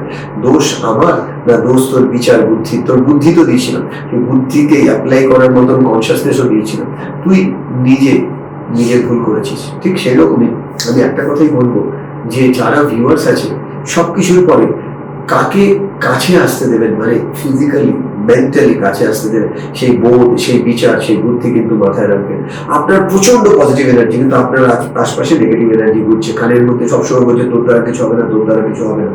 মানুষটাকে না সরিয়ে অন্তত মেন্টালি তার থেকে ডিটাচ তো হওয়া যায়, সেই বিচার বুদ্ধিটা অ্যাপ্লাই করুন, তাহলে দেখবেন আপনার জীবন কালারফুল হবে, শুধু না আরো অনেক সাকসেসফুল হবে। এবং আবার আপনাদের সাথে খুব শিগগিরই দেখা হবে। Thank you. আমাদের দা নম্রতা শরীফ থেকে আপনার জন্য একটা ছোট্ট sir gift, please. Thank you. সত্যি এই গিফটটা অসাধারণ একটা গিফট। আমি প্রত্যেকটা মানুষের জীবনে ঠিক যেভাবে আমি আজকে একটা আনএক্সপেক্টেড ইউনিক গিফট পেয়েছি, ইউনিভার্সও আমাদের লাইফটাকে একটা গিফটই দিয়েছে। আর সেই গিফটটা আর কিছুই না, বিলিভ অ্যান্ড ডাউটের গিফট। বিলিভ মানে বি ফর বিলিভ, ডাউট মানে নিজেকে নিজে সন্দেহ করা। আপনি যদি আপনার নিজের প্রতি বিশ্বাসটাকে বাড়াতে পারেন, তাহলে মাঝখানে যে C, that is called choice, সেটা আপনাকে সবসময় বলবে হ্যাঁ তুমি যেটা করেছো তোমার জীবনে উন্নতির জন্য করেছো, লোকের ভালোর জন্য করেছো। I am thankful, I am fortunate, I am privilege যে এত এত রেসপেক্ট গিফট আমাকে দেওয়া হলো, এবং আমার জীবনের মূল্যবোধ যাতে আমার এই গিফটটা আমাকে আরো ভ্যালু দেয়, আমি সেটাই আশা করব ঈশ্বরের কাছে। এবং আপনাদের জন্য আমি প্রার্থনা করব আপনারাও সর্বত্র সুখেন সন্তু, সর্বে সন্তু নিরাময়া, সর্বে ভদ্রাণি পশ্যন্তু। মানে আমি জগৎ সংসারের ভালো চাইলাম, সেখানে আপনার ভালো হলে আমারও ভালো হবে। ভালো থাকবে, ভালো রাখবে। Thank you. ওয়েল, আজকে স্যার সময়টা শেষ হয়ে এসছে। আমি জানি আমার মতো আপনাদেরও ভালো লাগছে না যে স্যারকে এখনই ছেড়ে দিতে হবে, বাট স্যারের অনেকগুলো কাজ আছে, অনেকগুলো লাইবিলিটিস আছে, সো সময় অনেক কম। কিন্তু স্যারের প্রত্যেকটা আইডিওলজি আপনারা আরো ভালো করে দেখতে পারবেন পডকাস্টের সময় লিমিট। বাট আমরা বুকস যখন পড়ি তার কোনো লিমিটেশন থাকে না। যে বোঝে সেই খোঁজে, যে খোঁজে সেই পায়। এই বইটি রয়েছেন, আরেকটি বই রয়েছেন যার লিঙ্ক আমি আপনাদের শেয়ার করে দেব। আপনারা বইটি পড়ুন, দেখুন, তাহলে বুঝতে পারবেন মানুষ জীবনে কোথায় কোথায় ভুল করছে আর সেই ভুলের প্রতিক্রিয়া কি হচ্ছে। প্লিজ বইটি কিনুন। আজকে স্যারের এতগুলো কথা শুনলেন, যেখানে স্যার খুব অল্প সময় কিন্তু অনেক বড় একটা সমুদ্র আমাদের মধ্যে দিয়ে গেলেন। সেই সমুদ্র থেকে কত মাগ জল আমরা নেব, আর কতটা জল নিয়ে আমরা নিজেদেরকে ক্লিন করব, আমাদের অরা ক্লিন করব, সেটা কিন্তু আমাদের উপর। তো স্যারের বুকসটা কিনুন আর পড়ুন। স্যারকে বিদায় জানাতেই হচ্ছে। স্যার, ইচ্ছে নেই আপনাকে ছেড়ে দেওয়ার, বাট এতটা কম সময় আমাদের হাতে, আর আপনাকে পাওয়া মানে হচ্ছে সমুদ্র পাওয়া। কিন্তু আপনারও, যাই হোক, আপনারও অনেক চেম্বারে অনেকেই ওয়েট করছেন, আপনাকে যেতে হবে। আজকের মতো দা নম্রতা শোয়ে আপনাকে আমি প্রণাম জানাচ্ছি স্যার। আবার দেখা হবে।